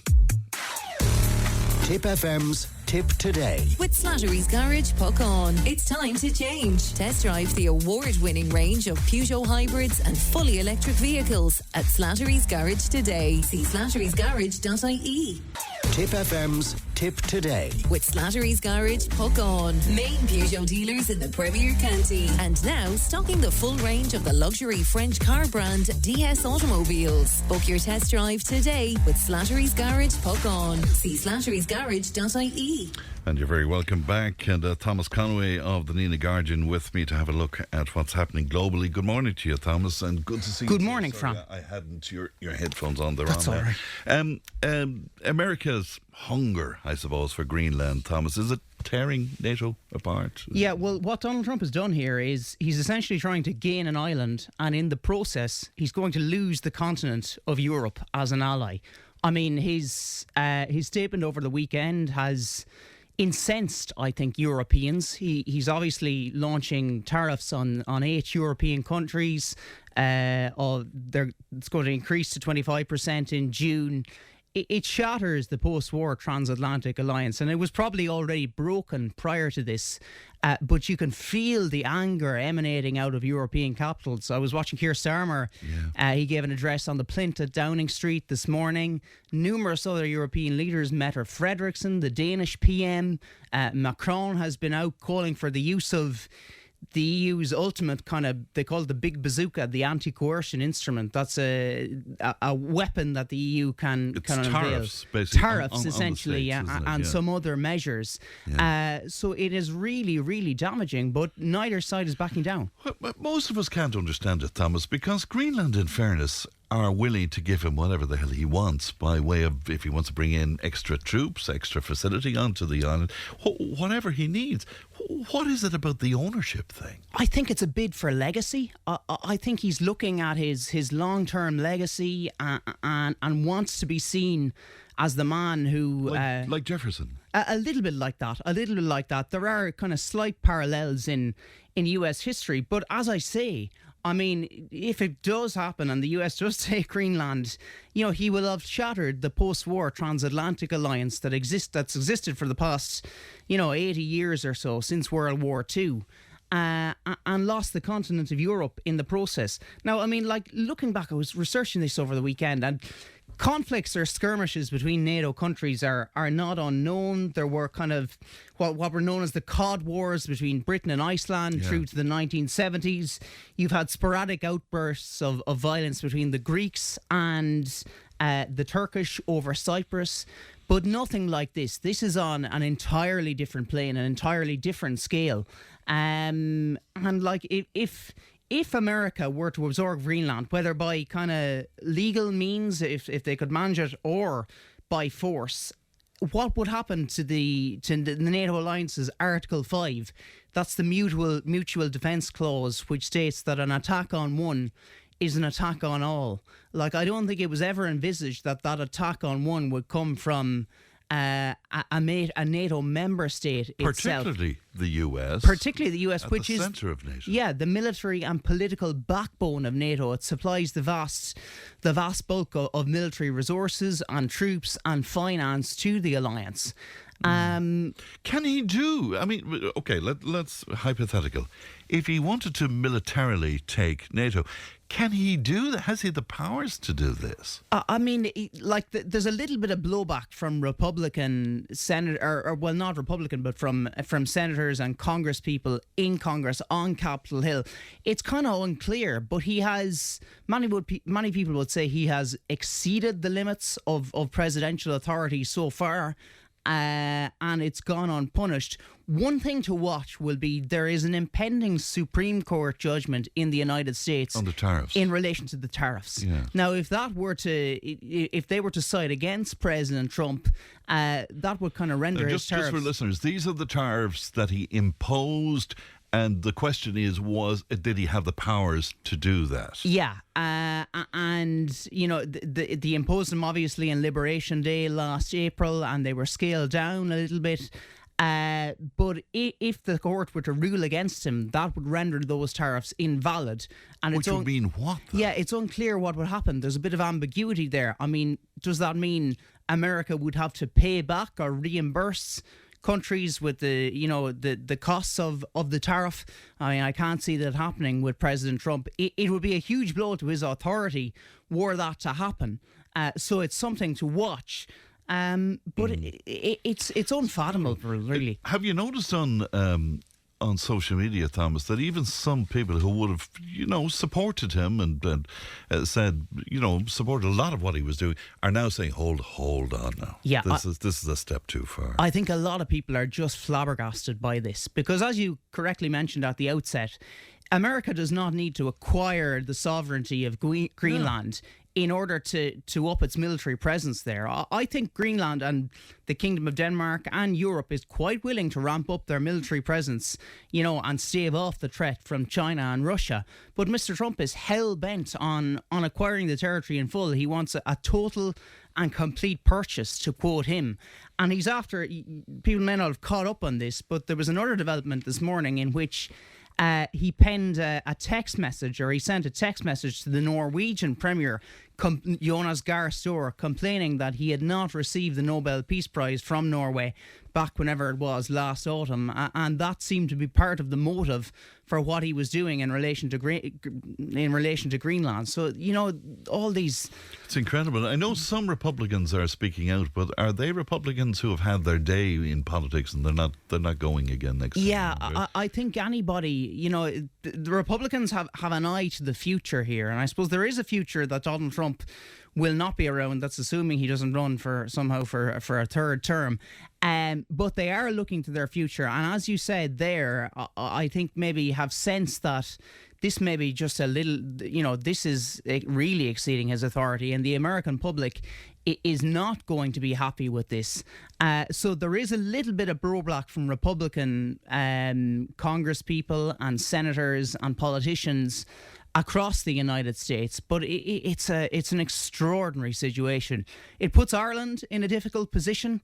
Micheál Martin has said, he told the This Week programme on RT yesterday that I think that he would attend the St. Patrick's Day gathering. I think he should. I think we still have to honour our obligations there. But certainly, we're seen as a bridge to America, and there's a lot of tech companies investing here. Were a trade war to develop, that would obviously have huge ramifications for us. How different is it to what he threatened Canada with? You know, in terms of wanting that as another state of America. And again, we're talking about that position there, the Arctic, Canada, Greenland and all of that. How different is it? Is it possible that this is bluster again? I mean, they have speculated that the taco, comparison, the Trump always chickens out, that this is a negotiating strategy, it's a ploy.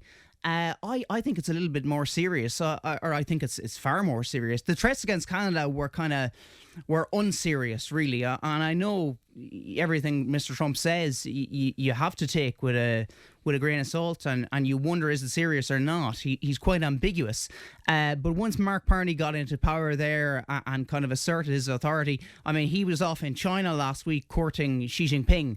And that shows that Canada is reaching out to the rest of the world. Europe should be really doing the same, diversifying its trade links, and I think looking to China as well, because it's increasingly evident now that the US is just too volatile under Trump to trust.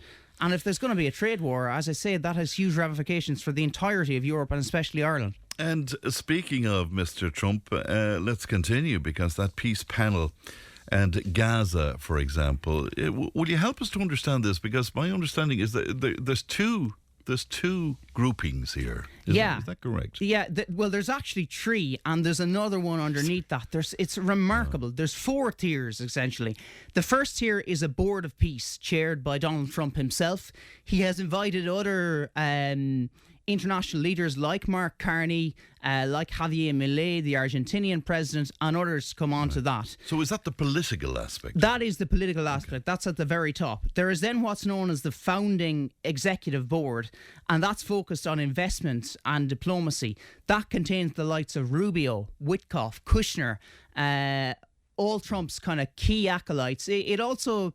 there's another guy there. There's the president, Ajay Banga. He's the president of the World Bank, who've been out Pascal Donoghue's senior.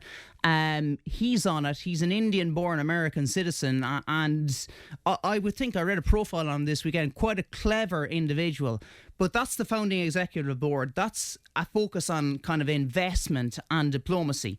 Beneath that, and it's very complex, really, even the wording, the Gaza executive board, that's responsible for overseeing on-the-ground work of yet another administrative group, which is called the National Committee for the Administration of Gaza. Now, that is a technocratic group made up of Palestinians responsible for the day-to-day running of Gaza, what's happening on the ground there. So that is arguably one of the most important. Yes. But all that complexity... and is there overlapping of personnel there as well? Yeah, we'll say a couple of people that are on the founding executive board are also on the board of peace, and the same in relation to the Gaza executive board. I mean, I'm even getting mixed up with the wording of it. And I should have mentioned there at the outset that Tony Blair features on one of the boards, and that is a highly contentious issue both in the Middle East and here. Why would he include Tony Blair with Blair's history? Yeah, it's interesting. I suppose Blair would argue that he has been aside from his role in the invasion of Iraq and Afghanistan, he was heavily involved. He was an envoy to the Middle East, and in fairness, he is an advocate for the two-state solution. But you know, the optics of that appointment just are not good, and Trump has as much as admitted that himself. I've heard reports from Palestinians on the ground, covered in news, and other people across the Middle East, senior Arab diplomats and politicians who aren't really happy with Blair's appointment. So I'm not entirely sure why he couldn't just leave Blair aside in this equation and appoint someone else, but he's on the board and it's going to be hugely contentious. And what does Hamas make of all of this, by the way? Hamas is not yet disarmed, and that is a problem. Now, on the other side of it, Israel has not withdrawn. Israel still occupies around half of the territory of the Gaza Strip. Right. But Hamas has to disband in order for phase 2 to be complete. The deal is that Hamas will disband, they will, full disarmament, and then Israel will gradually withdraw. And unless those two things happen, I can't see phase 2 kind of working. Right. And in the groups that you mentioned there as well, what is the Israeli interaction with that? Or yeah, there are actually very few Israelis appointed to the board, and Israel expressed scepticism or kind of outright annoyance over the weekend, Benjamin Netanyahu and his government, over the composition of the boards. And I was reading back over the 20-point plan again. And I kind of thought to myself, it's not from a Palestinian perspective, and a lot of people will be interested in this country in what it means for Palestine and the Palestinian side of it. It's not the worst thing in the world. I think it could have been worse. It leaves a space. It leaves a path there for a future Palestinian state and the two-state solution. It opens the door to that. But it's just unclear how you could reconcile that with the current... But my understanding is Hamas won't disarm until that Palestinian state is recognised. Yeah, indeed. So, I mean, and that's going to be, like, when I say Palestinian state, that will be a much longer process. That's not going to happen overnight. And Hamas, you're right, has refused to disarm until a Palestinian state is established. So that creates another dilemma here, and it's another roadblock. And there are roadblocks all around us, really. Like it's progression in a way, because it's moving from phase 1 to phase 2. But there are still sporadic outbreaks of violence. So it's fragile. It's fragile. Maintaining the ceasefire is really important. Will you stay with me, Thomas? I must take a break. We'll be right back. Tip FM's Tip Today. With Slattery's Garage Puck On. Now is the time to pick up your next van. From the award-winning Peugeot Partner van to the expert and the load-lugging Boxer van. We have big vans, high-roof vans, long wheelbase vans. You'll find them all at Slattery's Garage Puck On. See slatterysgarage.ie. Tip FM's Tip Today. With Slattery's Garage Puck On. Main Peugeot dealers in the Premier County. And now stocking the full range of the luxury French car brand DS Automobiles. Book your test drive today with Slattery's Garage Puck On. See slatterysgarage.ie. And you're very welcome back. And Thomas Conway of the Nina Guardian with me to have a look at what's happening globally. Good morning to you, Thomas, and good to see you. Good morning, Frank. I hadn't your headphones on. That's all right. America's hunger, I suppose, for Greenland, Thomas, is it tearing NATO apart? Yeah, well, what Donald Trump has done here is he's essentially trying to gain an island, and in the process, he's going to lose the continent of Europe as an ally. I mean, his statement over the weekend has incensed, I think, Europeans. He's obviously launching tariffs on 8 European countries. It's going to increase to 25% in June. It shatters the post-war transatlantic alliance, and it was probably already broken prior to this, but you can feel the anger emanating out of European capitals. I was watching Keir Starmer. He gave an address on the plinth at Downing Street this morning. Numerous other European leaders met her. Frederiksen, the Danish PM. Macron has been out calling for the use of the EU's ultimate kind of, they call it the big bazooka, the anti-coercion instrument. That's a weapon that the EU can unveil. Tariffs, basically. Tariffs, essentially, on the States, and some other measures. So it is really, really damaging, but neither side is backing down. Well, most of us can't understand it, Thomas, because Greenland, in fairness, are willing to give him whatever the hell he wants by way of, if he wants to bring in extra troops, extra facility onto the island, whatever he needs. What is it about the ownership thing? I think it's a bid for legacy. I think he's looking at his long-term legacy and wants to be seen as the man who... Like Jefferson? A little bit like that. There are kind of slight parallels in US history, but as I say, I mean, if it does happen and the US does take Greenland, he will have shattered the post-war transatlantic alliance that's existed for the past, 80 years or so, since World War II, and lost the continent of Europe in the process. Now, I mean, like, looking back, I was researching this over the weekend, and conflicts or skirmishes between NATO countries are not unknown. There were kind of what were known as the Cod Wars between Britain and Iceland through to the 1970s. You've had sporadic outbursts of violence between the Greeks and the Turkish over Cyprus, but nothing like this. This is on an entirely different plane, an entirely different scale. And like if America were to absorb Greenland, whether by kind of legal means, if they could manage it, or by force, what would happen to the NATO alliance's Article 5? That's the mutual defence clause, which states that an attack on one is an attack on all. Like, I don't think it was ever envisaged that attack on one would come from a NATO member state itself. Particularly the US. Particularly the US, at which the is centre of NATO. Yeah, the military and political backbone of NATO. It supplies the vast bulk of military resources and troops and finance to the alliance. Can he do? I mean, okay, let's hypothetical. If he wanted to militarily take NATO, can he do that? Has he the powers to do this? I mean, there's a little bit of blowback from Republican senator, or well, not Republican, but from senators and Congress people in Congress on Capitol Hill. It's kind of unclear, but he has many people would say he has exceeded the limits of presidential authority so far.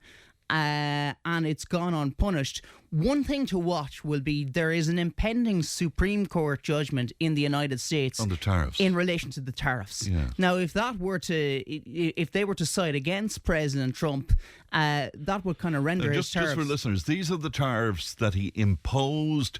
And the question is, did he have the powers to do that? Yeah, and you know, they imposed them obviously on Liberation Day last April, and they were scaled down a little bit.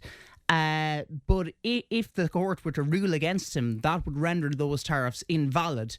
And which would mean what, though? Yeah, it's unclear what would happen. There's a bit of ambiguity there. I mean, does that mean America would have to pay back or reimburse countries with the costs of the tariff? I mean, I can't see that happening with President Trump. It would be a huge blow to his authority were that to happen. So it's something to watch. But it's unfathomable, really. Have you noticed on social media, Thomas, that even some people who would have, supported him and said, supported a lot of what he was doing, are now saying, hold on now. Yeah, this is a step too far. I think a lot of people are just flabbergasted by this because, as you correctly mentioned at the outset, America does not need to acquire the sovereignty of Greenland in order to up its military presence there. I think Greenland and the Kingdom of Denmark and Europe is quite willing to ramp up their military presence, and stave off the threat from China and Russia. But Mr. Trump is hell-bent on acquiring the territory in full. He wants a total and complete purchase, to quote him. And he's after, people may not have caught up on this, but there was another development this morning in which he penned a text message, or he sent a text message to the Norwegian Premier, Jonas Gahr Store, complaining that he had not received the Nobel Peace Prize from Norway back whenever it was last autumn, and that seemed to be part of the motive for what he was doing in relation to Greenland. So all these. It's incredible. I know some Republicans are speaking out, but are they Republicans who have had their day in politics and they're not going again next time? Yeah, I think anybody, the Republicans have an eye to the future here, and I suppose there is a future that Donald Trump will not be around. That's assuming he doesn't run for a third term. But they are looking to their future. And as you said there, I think maybe have sensed that this may be just a little, this is really exceeding his authority, and the American public is not going to be happy with this. So there is a little bit of blowback from Republican Congress people and senators and politicians across the United States, but it's an extraordinary situation. It puts Ireland in a difficult position. Micheál Martin has said, he told the This Week programme on RT yesterday that I think that he would attend the St. Patrick's Day gathering. I think he should. I think we still have to honour our obligations there. But certainly, we're seen as a bridge to America, and there's a lot of tech companies investing here. Were a trade war to develop, that would obviously have huge ramifications for us. How different is it to what he threatened Canada with? In terms of wanting that as another state of America. And again, we're talking about that position there, the Arctic, Canada, Greenland and all of that. How different is it? Is it possible that this is bluster again? They have speculated that the taco, comparison, the Trump always chickens out, that this is a negotiating strategy. It's a ploy. I think it's a little bit more serious, or I think it's far more serious. The threats against Canada were unserious, really. And I know everything Mr. Trump says you have to take with a grain of salt, and you wonder, is it serious or not? He's quite ambiguous. But once Mark Carney got into power there and kind of asserted his authority, I mean, he was off in China last week courting Xi Jinping. And that shows that Canada is reaching out to the rest of the world. Europe should be really doing the same, diversifying its trade links, and I think looking to China as well, because it's increasingly evident now that the US is just too volatile under Trump to trust. And if there's going to be a trade war, as I say, that has huge ramifications for the entirety of Europe and especially Ireland. And speaking of Mr. Trump, let's continue, because that peace panel and Gaza, for example, will you help us to understand this? Because my understanding is that there's two groupings here. Is that correct? Yeah. Well, there's actually three, and there's another one underneath that. It's remarkable. There's four tiers, essentially. The first tier is a board of peace chaired by Donald Trump himself. He has invited other international leaders like Mark Carney, like Javier Milei, the Argentinian president, and others to come on to that. So is that the political aspect? That is the political aspect. That's at the very top. There is then what's known as the founding executive board, and that's focused on investment and diplomacy. That contains the likes of Rubio, Witkoff, Kushner, all Trump's kind of key acolytes. It also... there's another guy there. There's the president, Ajay Banga. He's the president of the World Bank, who've been out Pascal Donoghue's senior. He's on it. He's an Indian-born American citizen, and I would think I read a profile on him this weekend. Quite a clever individual. But that's the founding executive board. That's a focus on kind of investment and diplomacy. Beneath that, and it's very complex, really, even the wording, the Gaza executive board, that's responsible for overseeing on-the-ground work of yet another administrative group, which is called the National Committee for the Administration of Gaza. Now, that is a technocratic group made up of Palestinians responsible for the day-to-day running of Gaza, what's happening on the ground there. So that is arguably one of the most important. Yes. But all that complexity... and is there overlapping of personnel there as well? Yeah, we'll say a couple of people that are on the founding executive board are also on the board of peace, and the same in relation to the Gaza executive board. I mean, I'm even getting mixed up with the wording of it. And I should have mentioned there at the outset that Tony Blair features on one of the boards, and that is a highly contentious issue both in the Middle East and here. Why would he include Tony Blair with Blair's history? Yeah, it's interesting. I suppose Blair would argue that he has been aside from his role in the invasion of Iraq and Afghanistan, he was heavily involved. He was an envoy to the Middle East, and in fairness, he is an advocate for the two-state solution. But you know, the optics of that appointment just are not good, and Trump has as much as admitted that himself. I've heard reports from Palestinians on the ground, you know, covered in news, and other people across the Middle East, senior Arab diplomats and politicians who aren't really happy with Blair's appointment. So I'm not entirely sure why he couldn't just leave Blair aside in this equation and appoint someone else, but he's on the board and it's going to be hugely contentious. And what does Hamas make of all of this, by the way? Hamas is not yet disarmed, and that is a problem. Now, on the other side of it, Israel has not withdrawn. Israel still occupies around half of the territory of the Gaza Strip. Right.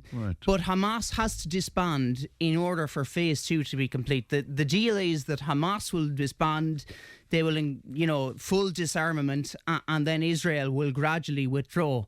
And unless those two things happen, I can't see phase 2 kind of working. Right. And in the groups that you mentioned there as well, what is the Israeli interaction with that? Yeah, there are actually very few Israelis appointed to the board, and Israel expressed scepticism or kind of outright annoyance over the weekend, Benjamin Netanyahu and his government, over the composition of the boards. And I was reading back over the 20-point plan again, And I kind of thought to myself, it's not from a Palestinian perspective, and a lot of people will be interested in this country in what it means for Palestine and the Palestinian side of it. It's not the worst thing in the world. I think it could have been worse. It leaves a space. It leaves a path there for a future Palestinian state and the two-state solution. It opens the door to that. But it's just unclear how you could reconcile that with the current... But my understanding is Hamas won't disarm until that Palestinian state is recognised. Yeah, indeed. So, I mean, and that's going to be, like, when I say Palestinian state, that will be a much longer process. That's not going to happen overnight. And Hamas, you're right, has refused to disarm until a Palestinian state is established. So that creates another dilemma here, and it's another roadblock.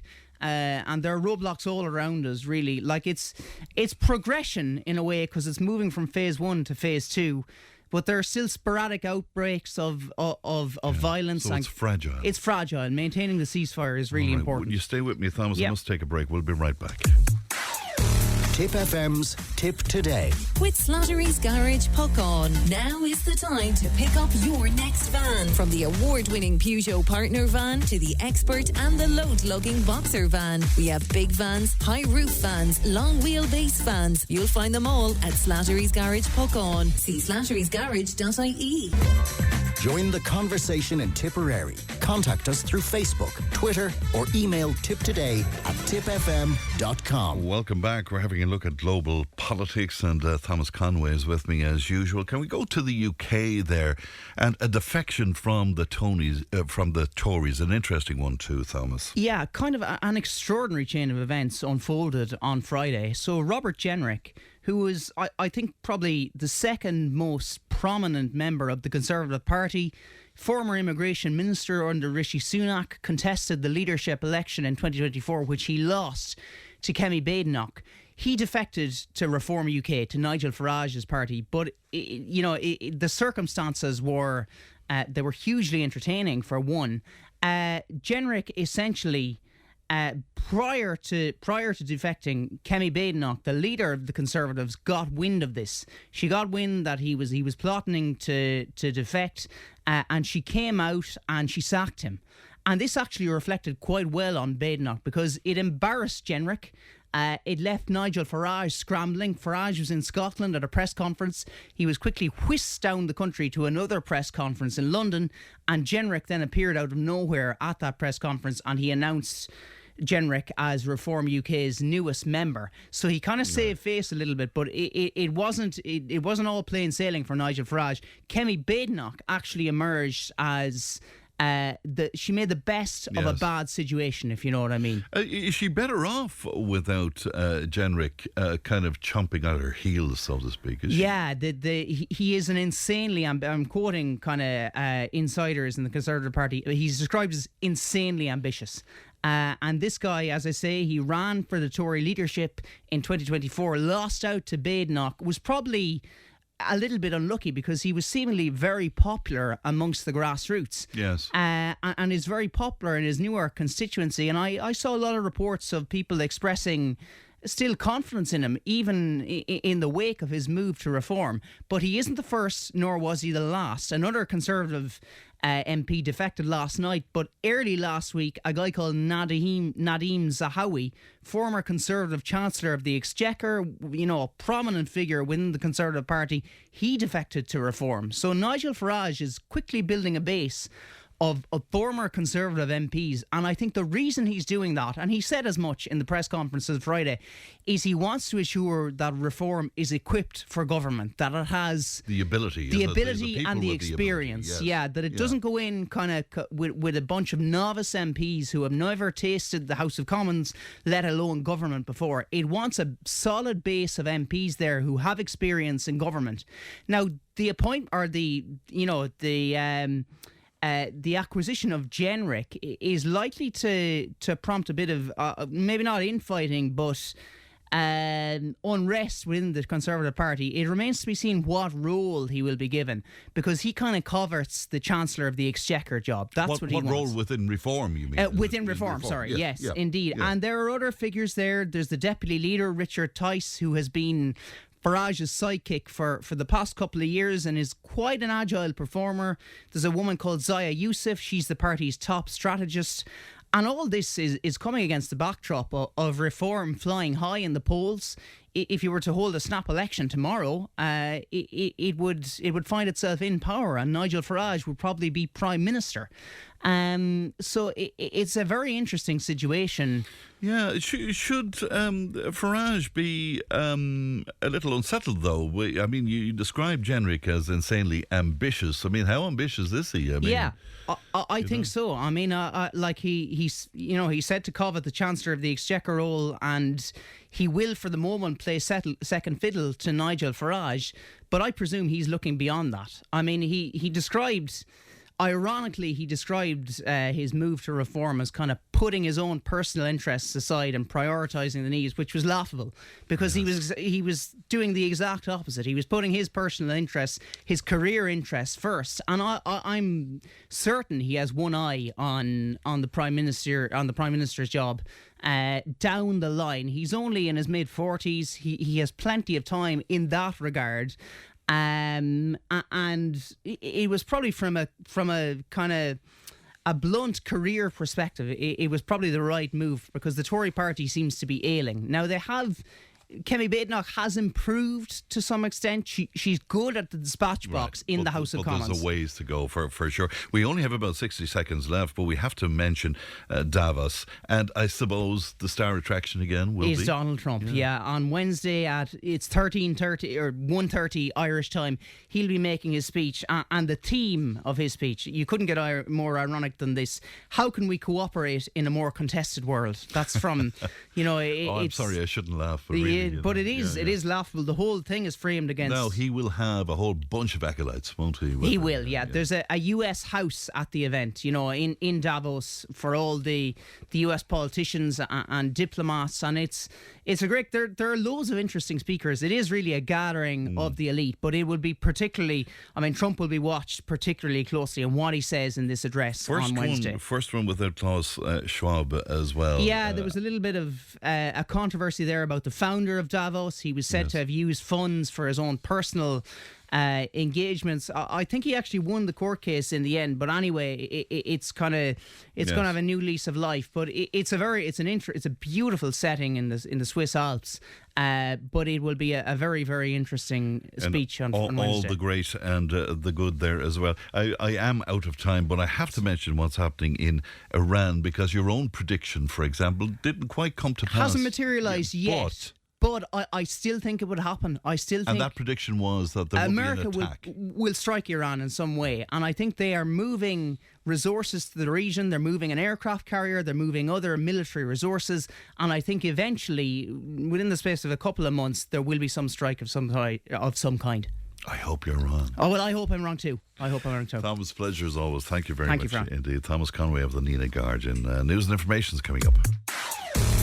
Tipp FM's Tipp Today. With Slattery's Garage, puck on. It's time to change. Test drive the award-winning range of Peugeot hybrids and fully electric vehicles at Slattery's Garage today. See slatterysgarage.ie. If it matters to you, it matters to us. Call Tipp today on 1-800-938-007. Thanks, Pat, and welcome back to the final hour of Tipp Today. 1800 938 007. That's our free phone number if you want to chat to Leanne. Now, speaking to Gay Brazel earlier on, we kicked off the conversation about the ballrooms and about the show bands and the like. One of our listeners on to say, I worked in the Wimpy in Thurles between 69 and 70. All of the big bands called in when they got to town. Usually steak and chips, mixed grills. Brendan Boyer, Dickie and co. always pass on some free passes as well, but not much good to us because we were working until 3 a.m. And before the warm-up band finished around 11 or 11:30, we had to walk to the premiere with more food for the main band. So some crack in your chef's suit and apron with everybody trying to take it from you on a packed street outside of the hall. But going home from work, there were fellas around the street looking for lifts home and drinking milk after the milkman delivered as well. well. So lots of great memories coming into us about various different ballrooms. Another listener saying, I saw Tweed lots of times, absolutely brilliant band. My brother Larry Richardson played in the Cowboys with Gay and Samba and the Philosophers and Jukebox as well. Now, one of the things that we said when I was chatting to Gay was that there wasn't a ballroom in Nina, but of course we forgot about the Scouts Hall in Nina, which is a fantastic hall indeed. Somebody else saying you forgot the Collins Hall, Fran, great nights dancing there. I think towards the end of the conversation we mentioned it there. Good morning, Fran. The fundraising gig for Sean Meehan's Log Cabin, is that still going ahead this Saturday? I'll find out more about that for you, Jamie, but thanks for the text anyway. 083 311 3311.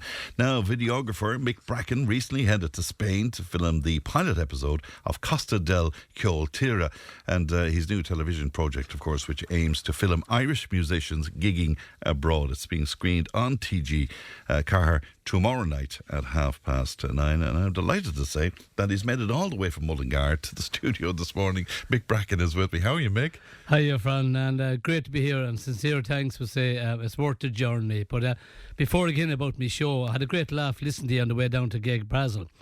I actually used to build the marquees in the Midlands in Ballymore, around Tullamore and Shannonbridge and all them places. And guess who used to build them? Tony Allen from Foston Allen and T.R. Dallas. No way. And we used to be in a little red pick-up two-wheel drive Bedford van, and it had spin on the tar road, not alone in the muck and the dirt that time. And for people that never lived through the carnival days, they were absolutely fantastic.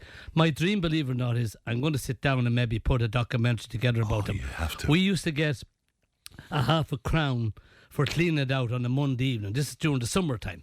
But on the Monday morning, we used to never say that John Dolan was the man that ran the carnivals in Kildare. They were massive. And we used to cycle 6 mile on a push by 3 or 4 of us, go up, kick out the side of the marquees where all the muck and dirt were, down fellas on the mall. I don't mean down a nice way. I'm old myself now. We used to kick out the side and scrape the muck, and we'd often get 3 or 4 £50, go home, go back up in the evening and clean it. And the man John Dolan that ran the carnivals that time, he gave us another £50. And when we were young then, we used to carry in all the gear for for Big Tom, and the guys would be saying, where's the little lads going? And Big Tom would say, they're only young fellas that they mean. So the carnival days, for people that just know nothing about them, and I had a great chat with Gay down there, they were one of the best of all How times. many people would go into those marquees? Well, you're looking at 1,000 and maybe 1,500 people, we'll say, right? And them, I don't know what has happened today with country music. Like, believe it or not, I'd be 70 now in 2 weeks' time. So there you go. Serious? But Wow, anyway. yeah.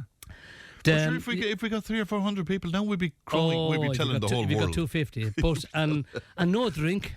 No drink. We didn't drink anymore. We used to ride a bicycle, a 6 mile. Great friends of mine was one of my best friends passed away there 6 years ago. We used to have great crack.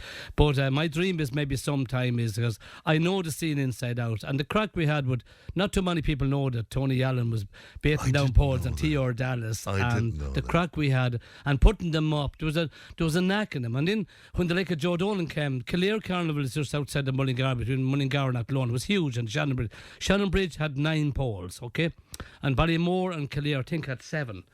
But when Joe Dolan used to come, or the Dubblers and all them, they used to have to take down the side of the marquees because there was war, people couldn't see in, you know. So that's my time now. Weren't they marvellous days, though? Oh my God, we had no money. I know.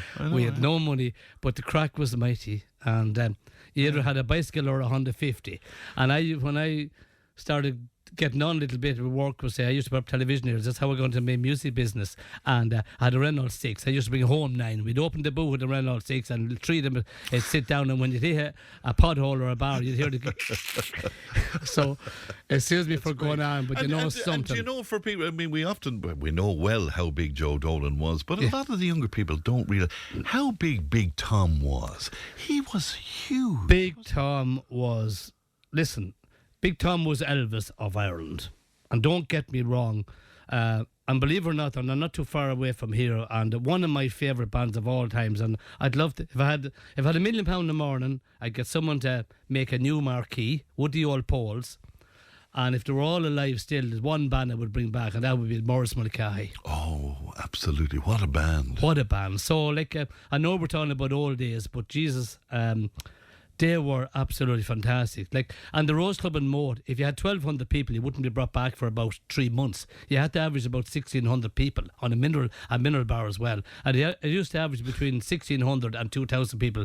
And a lot of your listeners, like, I'm from Mullingar, so a lot of your listeners down here would have their own say down this part of the world. But the Midlands was, if you break down the Midlands, we'll say the music that's in the Midlands when Joe Dolan, Tommy and Jimmy Swarbrick and all them lads. Doc like, Carroll. all the new bands today. I've worked with everyone in the bands. Michael Linish, Mike Denver, Derek Ryan, Nathan Carter, John McNichol.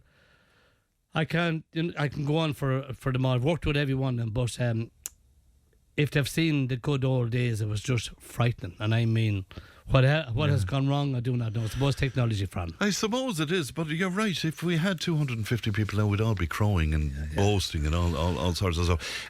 I want to go back and talk about who you did videos with. But first of all, let's get this done show. Because Costa del Cioltire, this is a new idea. I think this is a great idea. Yeah, this is a new idea, and I have to sincerely thank one person in TG Cahir, Maureen Cullen. I got on great with Maureen because I do my Viva Cioltire as well, and that's going out in March. But this was an idea that I put towards TG Cahir. Was 6 1-hour shows, and they looked at it and they said, Mick, yes, we liked them, but we'd like to do a pilot first. So, and we want a pilot done before the end of August. So I was under serious pressure, and the one that came up was Paul Claffey's tours in Cadiz in Spain.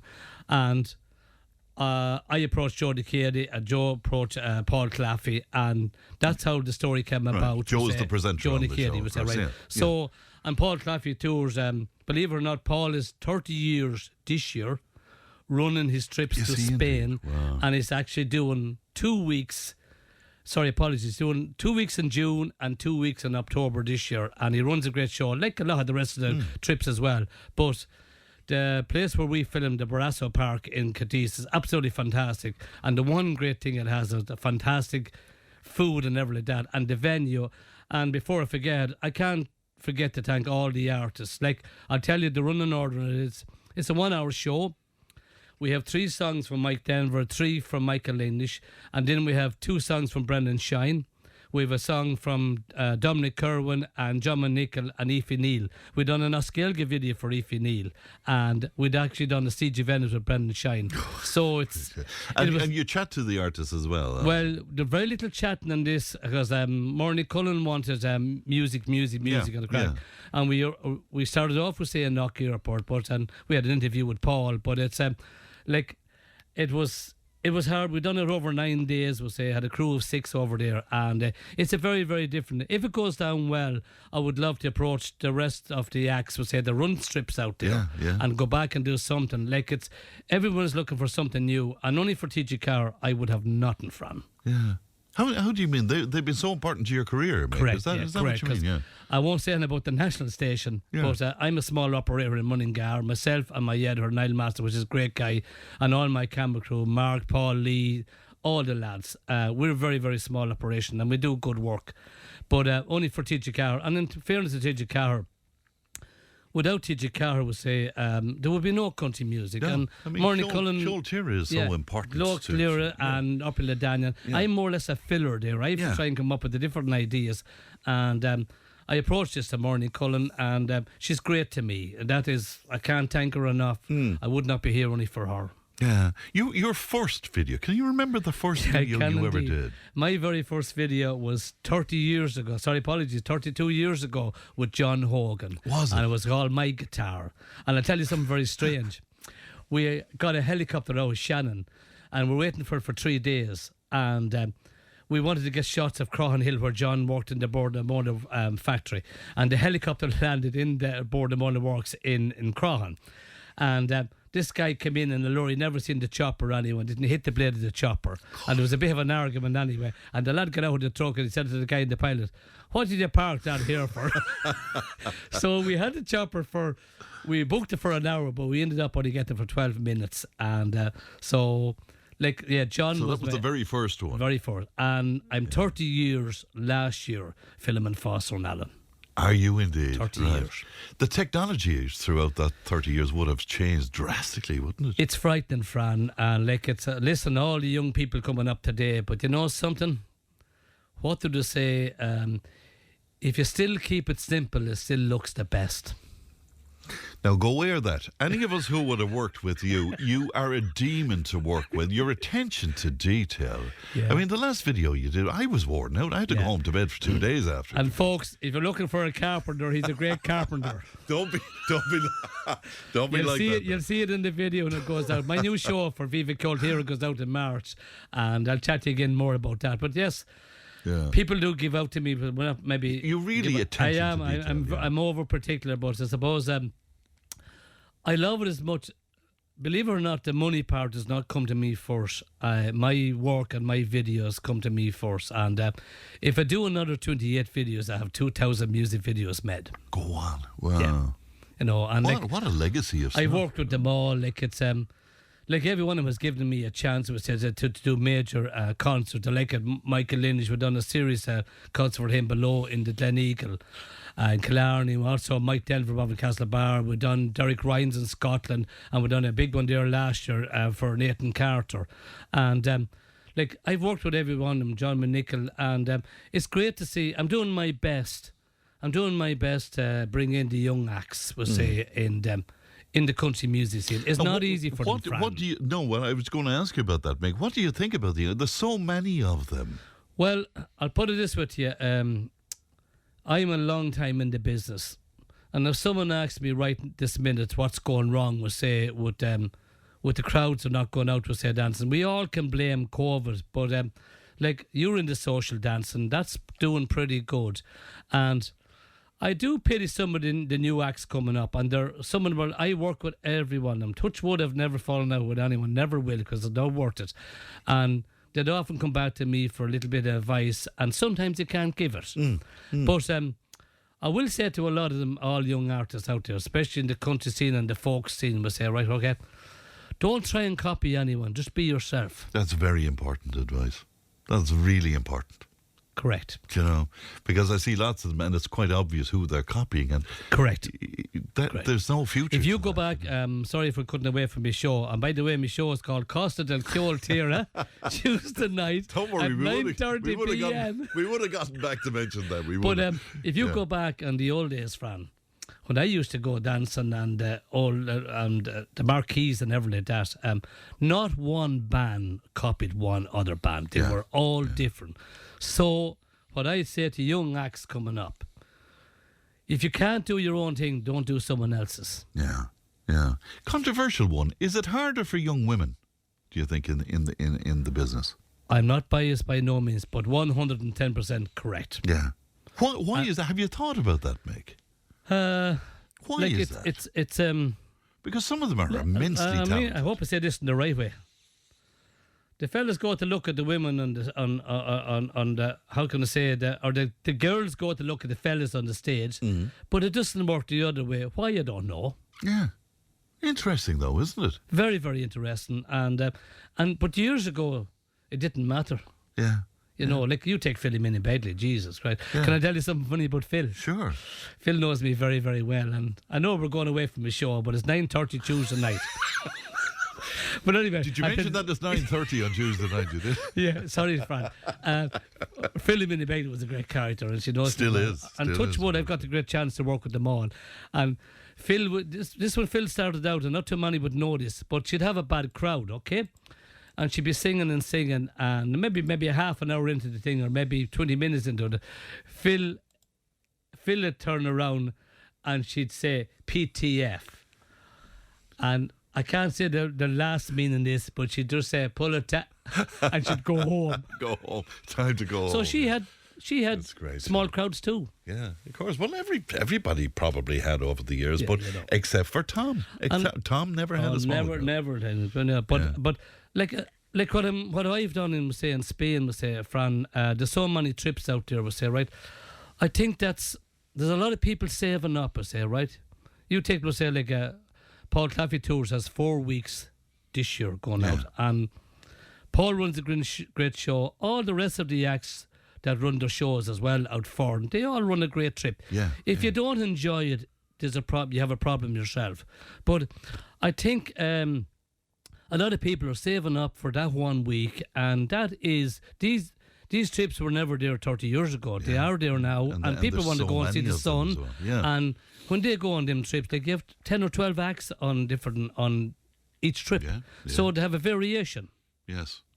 Now, of course, there is fallback from it as well, in that if people are away and there's so many trips away, it's hitting the gigs at home then. So, you know, it's kind of swings and what has happened as well, roundabouts. if you look at, we'll say, a lot of the acts, I don't want to go down here and mention acts, because I'll leave someone out and I meet them in the street. You never mention me.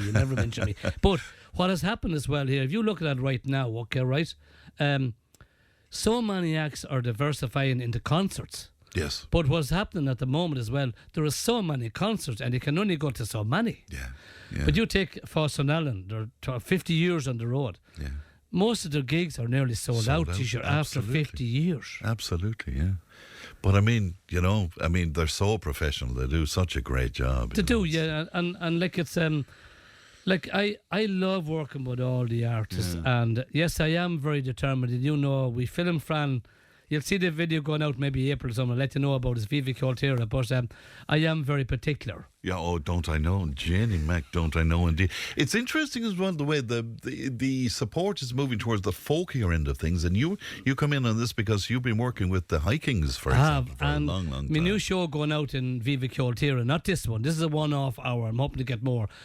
We've changed. Did we mention that it's tomorrow night at $5 Yeah, nice. Because of Del Coltera. So we're only having the crack here. Absolutely. And by the way, folks, Fran is a very, very good friend of mine, and I made sure to be up at 6 o'clock this morning to make the long journey from Mullingar. But coming back to my show, or the Viva Coltera one, yes, I have diversified.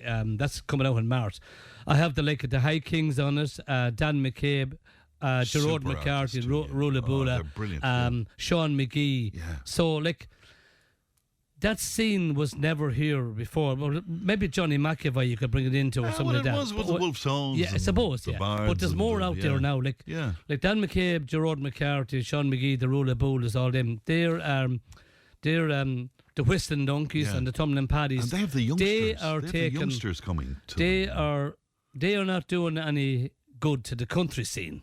But you will have people that will go to every one of the bands. They'll go to some of the Paddy's, Whistling Donkeys, the Rula Bulas, all them, and they still go to the likes of the top bands, Mike Denver, Michael Lynch, Nathan Carter, Derek Ryan. And to be fair with all the acts, the young acts will say what I'm talking about in the last 10 years. Some are doing extremely well, but they work very hard to do well. Yeah, and that is the secret of it, isn't it? Yeah. It's the people who work hard will gain the rewards. And when I've done a lot with all the acts out for them, and so if anyone has never been on one of these trips, I would highly recommend it. And the place where we filmed for Paul is, the one thing about is this: it's a fantastic venue. It was completely rebuilt during COVID, and I like me food, and I tell you something, the food is fantastic. Well done indeed. Do we mention that it's tomorrow night on tomorrow night at 9:30, and if you can tell your friends, I really appreciate it. It's a one-off 1 hour show, and it's very different. We brought John Nickel out in Chicalana with two lovely dancers, and Brian a few Spanish thing, and we have a waltz with the like of Don McCarwin, and we have a lovely video with Aoife Neal all around another little village where you can go from. But the nice thing about this, for people who love country music out there, if people support this by watching it tomorrow night, it means you'll get other programs. Hopefully, listen,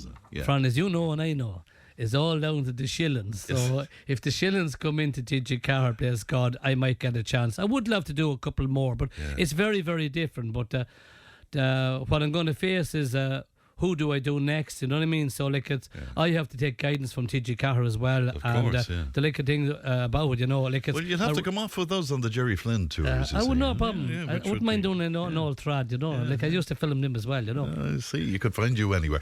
Tomorrow night, anyway, TJ Cahir, Costa del Ciol Tira, with Mick and all of the gang. Lovely to see you, Mick. And listen, I can't thank this man enough for bringing me on here. As a smaller operator like myself, I do good work, but it's to push a program to tell people about is not easy. And this is one man that has looked after me. And I just want to say hello to all my fans out there. And another thing before I go, I want to say hello to all my rally fans. And Tipperary is special to you. And where that's Tipperary is special to me. My first rally. Everyone knows me, that I own all the name of sports as well. And my first rally was 26 years ago, the Stone Throwers Rally, that was based out of Carrick-on-Shore. And the one man that gave me the go-ahead was Tom Nolan. And he said to me, we know nothing about this fella from Mullingar. But he gave me the go-ahead, and we've never looked back since. So, sincere thanks to everyone that looks after me rallies or watching me rallies and my country music show. And a million thanks to Tipp FM here and Fran. Lovely to see you, Mick. Thanks so much for coming down to us. Really enjoyed that. Thank you. We'll take a break. Back with more. Tipp FM's Tipp Today. With Slattery's Garage Puck-On. Now is the time to pick up your next van. From the award-winning Peugeot Partner van to the Expert and the load-lugging Boxer van. We have big vans, high-roof vans, long-wheelbase vans. You'll find them all at Slattery's Garage Puck-On. See slatterysgarage.ie. Tipp FM's Tipp Today. With Slattery's Garage Puck-On. It's time to change. Test drive the award-winning range of Peugeot hybrids and fully electric vehicles at Slattery's Garage today. See slatterysgarage.ie. Lovely to hear from my old friend, singer and guitarist Mick Mackey, who was on. And Mick says, don't forget Jerry Flynn. He started all the trips to Spain 35 years ago, enjoying the programme as always, says Mick. Well, he certainly did, Mick, and he's going strong, and we're looking forward to a couple of trips with him. In fact, this year we're going to Spain in a few months' time, and we're going to Portugal with him towards the end of the year as well. And it's always mighty crack. And Mick Mackey, I don't think anybody else does quite what Mick does, because he involves the people who come out to have sing songs and to bring their instruments with them and to play themselves. And it's a huge aspect of the trip, and it's always extremely enjoyable indeed. So Mick, best wishes to you, and I'm looking forward to seeing you in sunnier times in the next few months. Now, last week on the programme, we spoke at great length about the factories that were sadly closed their doors around the county over the last few decades. But a regular contributor to the show, Hughie O'Donnell, is with me now. Hughie, good morning to you. Good morning, Frank Curry, and good morning to all your listeners there on your show, Tipp Today. Well, it's great to talk to you as always, Hughie. You're remembering back to your work in Fresh Foods, Dawn Fresh Foods, I think it was in Feather. Was it, Hughie? Yeah, oh my God. I have a couple of businesses. That one we'll start off with anyway. But yeah, back in the day when I was a very young, naive chap, pimply chap, didn't know what he wanted to do in the world.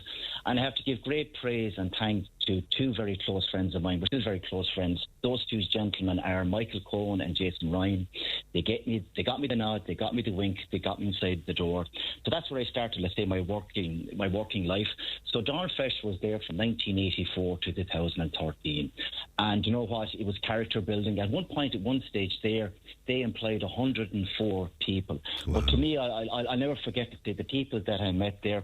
And let's say, from the likes of, let's say, myself being very young, Michael and Jason as well, a John McAvoy, a Kevin Shelley, a Jody Luby, all these different people. I can bring you through an operational procedure if I want, let's say, what they actually used to manufacture there, if you like. Yeah, please. And specifically, what did you do there, Hughie?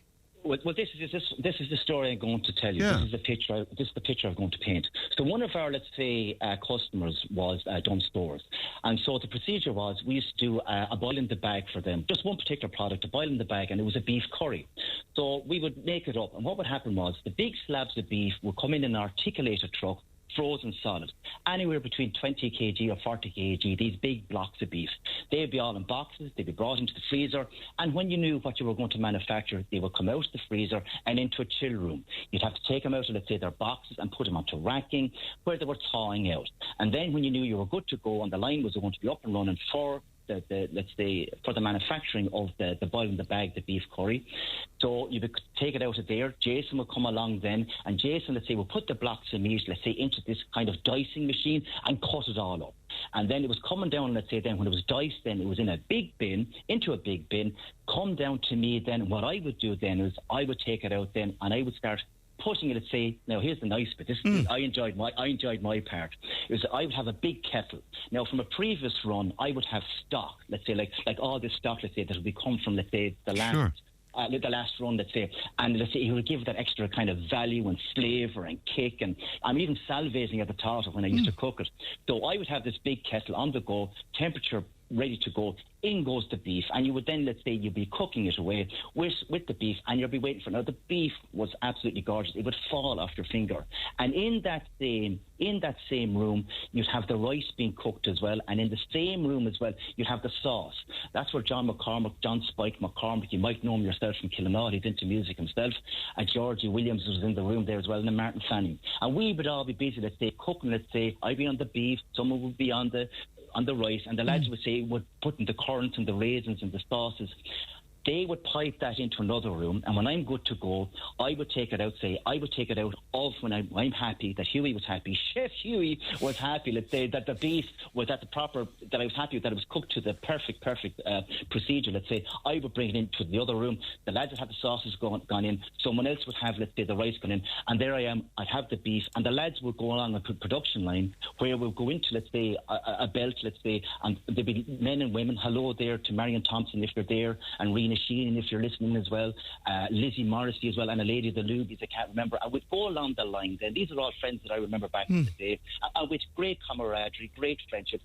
If we go along the line then, the beef, let's say, and I used to gorge myself in the beef because I used to get a small bit of salt, and I'd have a lunch. Half the time, sure, I wouldn't be eating my bloody lunch at break time, but then it would go down along the line, it would be all, let's say, vacuum packed then, go down along the line, down to Stephen Morrissey. He would go into this machine called a gyro, I think it was, huge big kind of a freezer unit, packed off in that, come down then to Stephen, and Stephen was like Inspector Gadget, because this is all manual, and he was there and he's boxing it off manually, and it'd go into boxes, and then he'd stack it on pallets, shrink wrap then back into another room, and then when, let's say, they were there, right, that can go out, that go off then, let's say, off into another truck, ready to go, all backed off, all stamped, all ready to go, and off into Dunn Stores, wherever it was going. But that was just one. We used to It was some operation, wasn't it, Huey? Here I tell you, Frank Curry, I tell you, son, beef curry, Frank Curry, there you go.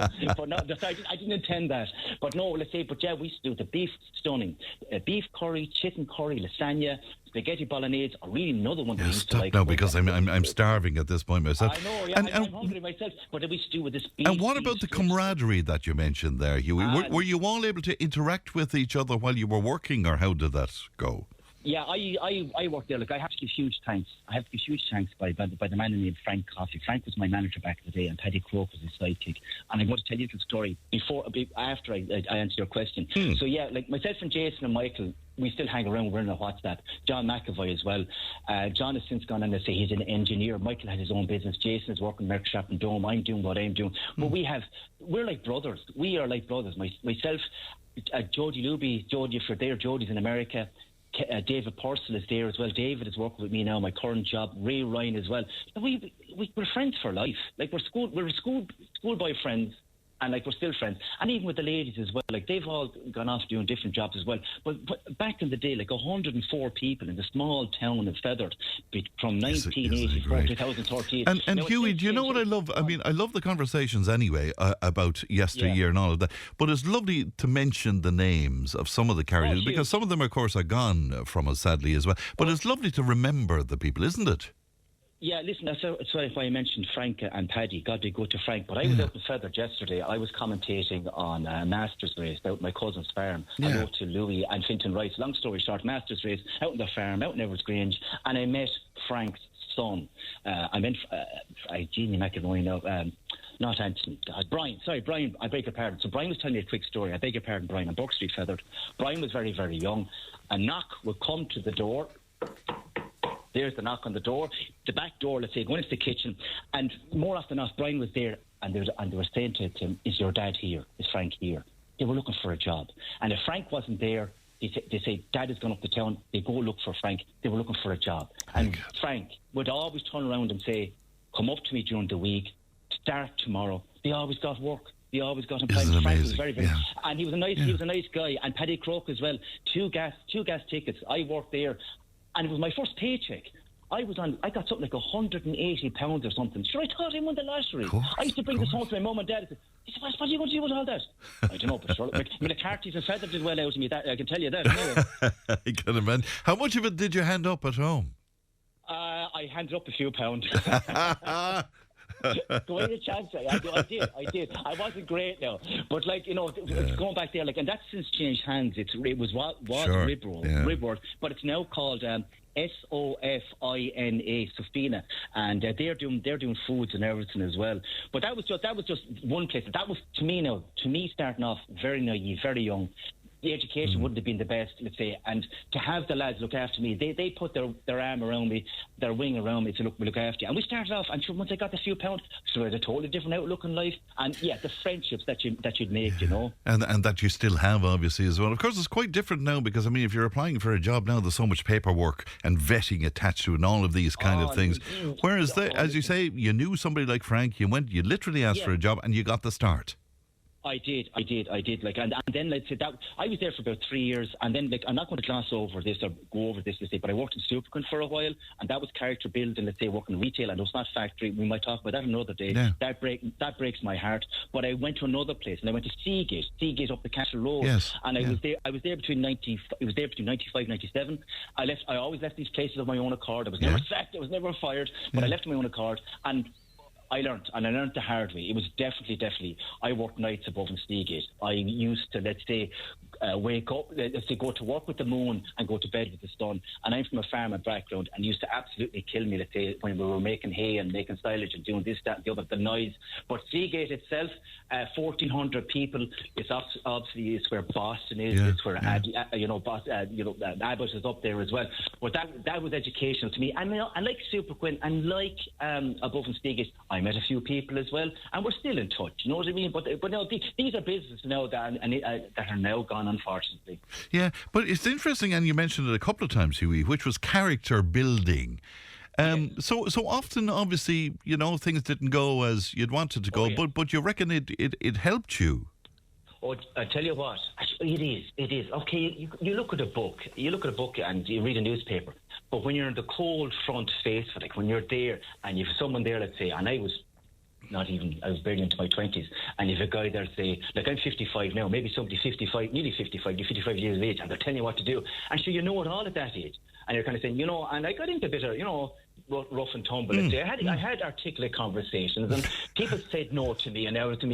To who the hell do you think you are? You know nothing. You're just in off the road, So the likes of that, and even when I worked in Supercon, dealing with the general public and everything as well, that to me now, that's anyone that's working in retail, lads. There's a round of applause for you. You're hardcore. Why are you saying that now, Hughie? Why are you... I know, because let's just say the customer isn't always right. And that's putting it mildly, let me tell you. we can have a whole show to that. Oh, that's very funny. Well. So the customer isn't always right, according to Hughie. There was one lady, and I can see her... Oh, you're not going to name anybody for me now, sure you're not, Hughie. I know, I'm not. And she used to absolutely fry my skull. I used to go hiding behind the bananas. To go bananas, when this one used to drive me bananas. Very good. Leanne was telling me as well, did you make some sort of a New Year's resolution on TikTok? Did I? Well, she said that you won't be filming any videos in your car unless it's stopped or something like that. Yeah, that's no, I did. And you asked others to do the same. What's that about, Hughie?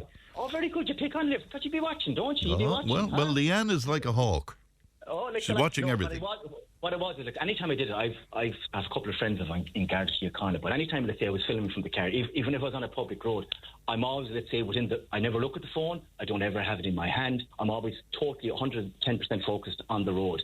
So I decided New Year's resolution that I stopped doing that, if I'm filming from my car and I'm moving, I'm in private property, I'm on that, so I'm really clued in. But I've never, because I used to do, not act the maggot, but I was saying, Huey, you need to cop onto this. You need to practice what you preach. So so as a New Year resolution, I was doing it for 5 or 6 years on social media, just playing a tune, playing a song, having a chat that says, but I'm looking at the road, I'm looking directly at the traffic. Sure, yeah. I was filming, but it was like if you were on the call, let's say, right, a hands-free kid. Yeah. But I'm not interacting with the phone. But I said to myself, no, down with that sort of thing, Hughie. Down with that sort of thing. So, I'm on private property there now. I'm in my driveway, or I'm out home, or I'm in a car park. If I am driving, let's say, I'm good to go that kind of way. But no, I've really, really, really, really toned it down. And I think everyone should do the same. Lads, if you're just get off your bloody phones, let's say, when you're driving, and forget about it. And finally, can I ask you a question, Huey? We were completely taken aback by the reaction to the chats about the factories and shops that close and all of that. Are you surprised at that, the nostalgia value of it all? You see, I think it's just, because things are a lot simpler. Not saying they were simple folk or simple people, but everything now is instant, bang, bang. But my daughters are there now. It's happy birthday, happy Christmas. They're soft. They're as soft as be damned. So at least back then, you had to work harder. There wasn't a machine for everything. You kind of had to use your brain a bit more. You had to think outside the box. Now it's kind of, sure, I don't need to do that. Someone else will do that. Sure, I don't need to worry about it. Oh, I'm not doing that. Back then, geez, if you didn't do it, they'd let you know and they'd toughen you up. And I kind of had little conversations with my daughters, lads. You need to kind of, you need to roll up your sleeves, you need to get dirty, let's say. It's not going to be, and they all lived happily ever after. There's a real word, but back then, definitely. Yeah, you see, I have a theory. I have a theory. I have a theory on this, Huey, and it's that I think we're trying to make life easier for them than it was for us. But I wonder, are we depriving them then of resilience and that kind of thing, if you know what I mean? You hit the nail on the head.com. Yeah, that's it. You appreciate you earned, when you earned that few pound 20, 30 years ago, by God, you appreciate it. Yeah, now, you do appreciate it now, but now, even now for spending money, how do you spend money? Does people go around with cash in their hands, cash in their pockets? That's all. No. Tap here, tap there. There's no real appreciation, I don't think, when it comes to euro, because it's on the phone, you can have it on your watch. It's mental stuff. So I don't think the appreciation is there compared to when you had the cash in your... Now, I go around with cash. I don't bring my wallet anymore because I'm afraid I lose my driver's license and a few other cards. So I'd have cash. I don't have it on my phone purposely. So if I run out of cash, that's it. I'm done. You know what I mean? I don't have it. And I can't be too frivolous either, if you get me. Well, that's the right way to budget. At least, if you don't have it, you can't spend it then. I know it's €5 for a pint of Guinness inside the Shamrock Lounge at the moment anyway. I know that might change the first February. So if I'm going down with 20, 30, whatever, €40, if I'm going to have a great night, that's it. I'm done. It's €5 a pint. I'm not scraping then looking for change, Very good. Well, I must leave it there. Well, will you tell Huey he owes you a pint there for the plug? All right. Okay. What's your look? Hey, you and me. Are you off alcohol for January? I am. Oh, don't talk to me. It was the hardest weekend I've ever put down. I heard you talking about that, all right. Actually, look, but you know what? When I used to do driving, I was the only driver. All my buddies and all my mates I just mentioned there, I was drinking glasses of Coke, and it's not easy. It's not easy. But look, fair play to you. I'm not being patronised or condescending, but look, see you out anyway. And look, you and I might go for a pint sometime down the road. Wouldn't I love it? Huey, you look after yourself. Go real good. Thank you. Bye-bye to you. Bye-bye. That's Huey O'Donnell speaking to us there. And of course, I was speaking about the other Huey of the Shamrock Lounge there. All right, let's take a break. Tipp FM's Tipp Today. With Slattery's Garage, puck on. It's time to change. Test drive the award-winning range of Peugeot hybrids and fully electric vehicles at Slattery's Garage today. See slatterysgarage.ie. If it matters to you, it matters to us. Call Tipp today on 1800 938 007. This one says, Fran, I have 2 kids in primary school and they constantly try to get out of eating school lunches. I've tried the food they bring home and there's absolutely nothing wrong with it. They just don't want to eat it because the others aren't eating it. I tell them they have to. Parents need to be much more strict, says a listener on 083 311 3311. Now, booking is opened for Feathered Players' production of the comedy Widow's Paradise by Sam Cree. It'll be staged at the Abbey Mill Theatre in Feather from tonight and running right through until Saturday. The play is produced by Marion Gilpin, who joins me now. Marion, good morning to you. Hi, Fran. Imagine it's the years since I've been speaking to you. Do you know, I was just thinking that, Marion, I can't believe how quickly that has run, indeed. Yeah. Will you tell us about... on the Paycock last year. Yeah. And a complete contrast in Widow's Paradise this year. It's a very different choice from Juno, isn't it? Oh, yeah. Extremely so. As a cast member, one of the girls in the cast, her daughter, who's a teenager, was at the dress rehearsal on Saturday evening, and she said, I liked it. She said, it's like Love Island in a caravan. I couldn't have described it better myself. Isn't it great? So what, it's a bunch of women who go on holiday, sort of, is it? They go off for a weekend, and they've all had trouble with their men, so they're gone off to get away and to have a little moan about men, you know, as women do, and have a nice time, or so they thought for themselves, in a caravan rented by a farmer who's probably one of the best known of our players, one of the longest members of the Feather Players, the infamous Joe Hanley. Very good. Famous around here. Very good. So he's playing the farmer. And it's based on a peninsula, but we don't know where exactly, is it? No, you don't really. It could be anywhere in Ireland. Right. It's not a luxury. It's a hippie caravan. Right. That sort of more or less. It's all set in the 60s, and all the music that I've chosen to go through it is all 60s music. That's brilliant. Will you tell me something of the cast, Marion? Oh, the cast? Well, of course I have 10 in the cast. 5 men, 5 women. Not quite as big as Juno last year when I had 17.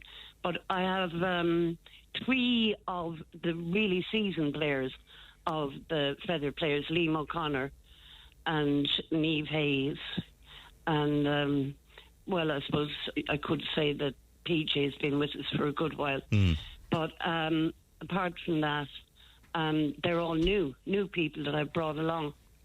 Isn't that great? And did they have an acting background? No, not at all. No. Okay.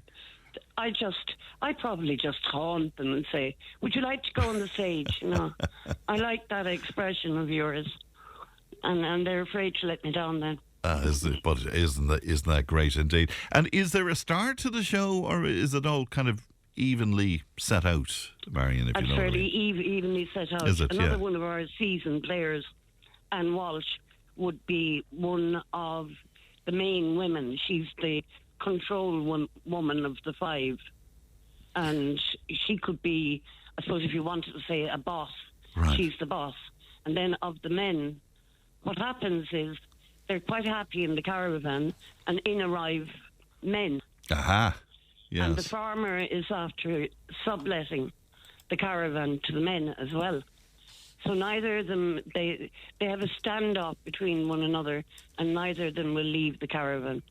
And after that, I won't tell you anymore. Okay, or you'll give it away. I know little about Sam Creed, the playwright. Can you tell me something about him? Is he Irish? He's Irish. He's Northern Irish, but he's been deceased since 1980.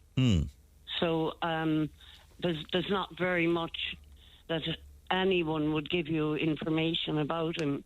Right. I think he wrote a few plays, but this one of my cast members, Anne Walsh, had seen it done down in Cork, and she thought it was very funny. And at that stage, I was going to continue along the lines of what I love doing. I was going to do John B. and next thing is one of my main men, Alan Burke, who's an incredible actor. He got moved with his company to the Netherlands. So I said, I'll leave it go and I'll pick a comedy. Right. And comedy suits here anyway. They love. Well, absolutely. Well, we all need a bit of comedy nowadays. For God's sake, Marion, I suppose. Yeah. If people want to book for this, how can they book for it? How are you for tonight? Is tonight sold out? Or well, tonight now is really the only night. that you could actually, you're more than welcome to come if you want to see it, and Front of House will take care of you. The other nights are Wednesday, Thursday, Friday, Saturday, even tomorrow night. Tomorrow night is a little bit okay, but the rest of the week, you'd be disappointed. All right, okay. So get in quickly full, there. It's virtually full. Yeah. I think there's booking at greatevents.ie. Great Events, yeah. My friend Colin in Great Events. Okay, very good. And tickets are $19.50 as well, plus the booking fee there as well. Marion, break a leg in all of that and have a wonderful run. And great to talk to you, as always. Thank you. Lovely to speak to you, Fran. Thanks a million. Thanks, Marion. Thank you. That's Marion Gilpin there, who is the producer of Widow's Paradise by Sam Cree. Curtain up tonight at the Abbey Mill. Beautiful theatre, by the way, if you haven't been there. The Abbey Mill in Featherton, and it's running right through until Saturday. Leanne is with me. Hi, Leanne. Good morning, Fran. You've had a baptism of fire where show bands and where ballrooms are concerned, yeah? I know, I'm feeling a bit forlorn today again. I am. Why? Because I just feel like I've missed so much. And I know we're blessed in 2026 to have so much and to have so much technology and for things to have moved on. But the more I hear and the more I learn, it makes me really sad that we've lost these things. And what about that notion that, you know, a marquee could be put up in Clonmore near where you live and a couple of thousand people might make their way to it? I mean, it's amazing. I've never seen anything like that. The pubs are gone so quiet. That nightlife idea completely died during COVID. Young people are on social media. They're not getting buses to random little towns and villages across the country for their love of music. Yeah. And I think if that had been around when, even now, from myself, I'd love it. Would you? I'd absolutely love it. And what about that thing? Because a lot of young people kind of scratching their head going, what do you mean there's no alcohol at these things? I mean, it was a mineral bar, we used to call it. No drink? I know, and I remember even talking to people who used to go to the nightclubs around that time, and they used to say the national anthem at the end of every night. Yeah, sure. And for the licence for the pub, they had to serve food. Yeah. So in the middle of the night, you'd get curry chips or sausages coming out, and the music would stop and everyone would stand around. Yeah, chicken in a basket. Yeah, like I've never experienced anything like that. And you'd have to bring up a ticket to get it, because you got the ticket at the door on the way in, you produced your ticket and you got your chicken in a basket, which was always a bit suspect to me, because I'm a bit finicky to say the least. But yeah, great memories. And, you know, all new stuff to you? All new stuff, and the reaction is through the roof. Yeah, tell us about that, because we're going to continue talking about this, aren't we? Yeah, I've been chatting to people who met their partner, their wives, their husbands at the show bands, and memories and songs, records, people who still have records at home from that time. It's just huge, and a huge part of so many people's lives. That's just gone today. It's incredible. And did anybody speak to you about that notion that when they go into the ballroom, the men will be at one side and the women will be at the other side, and the poor man would have to cross the dance floor and ask somebody to dance, and he might be turned away? That's chivalry. I think that's the bare minimum. I wish that happened today. Do you? I would, and I'd say yes to anybody that asked me to dance. Because would you? I You feel sorry bad. for them. And I heard a lot about the outfits. There was no such thing of like the club attire. It was, you were well dressed. There was ruffled necks. There was a suit and tie. Waistcoats. Suit and ties. Yeah. Polishing the shoes before. No one having your club orange down there. Your cadet. No such thing as having a pint down there. I know that. Now, for fear we might think that it was too sort of careful and all of that, fellas would have had a few pints maybe before they would have presented themselves the at chancers. the ballroom. But sure, there you go. So we're going to continue talking about this. Yeah, and we want to hear everyone's memories, or even if you're not yourself, but maybe your parents, your grandparents, bands at the time, what you wore to the dance, that memory. That's a great angle, that, Yeah, how you met your partner. What was the Sunday best for the show bands and the marquees? Very good. Okay. So you're going to put this up on our social media platforms I popped people it up can there. react to. So pop us a text or a WhatsApp or head to social media or give us an email, tiptoday@tipfm.com. All right, we're looking forward to that during the week. Thanks very much indeed, Leanne. That's it for me. Leanne produced, Ali looks after content. Stephen has the Time Tunnel on the lunchtime show. I'm out of here. Look after yourselves. Talk to you tomorrow. Bye-bye. Tip FM's Tip Today. With Slattery's Garage, Hook On. Main Peugeot dealers in the Premier County. And now stocking the full range of the luxury French car brand DS Automobiles. Book your test drive today with Slattery's Garage, Hook On. See slatterysgarage.ie.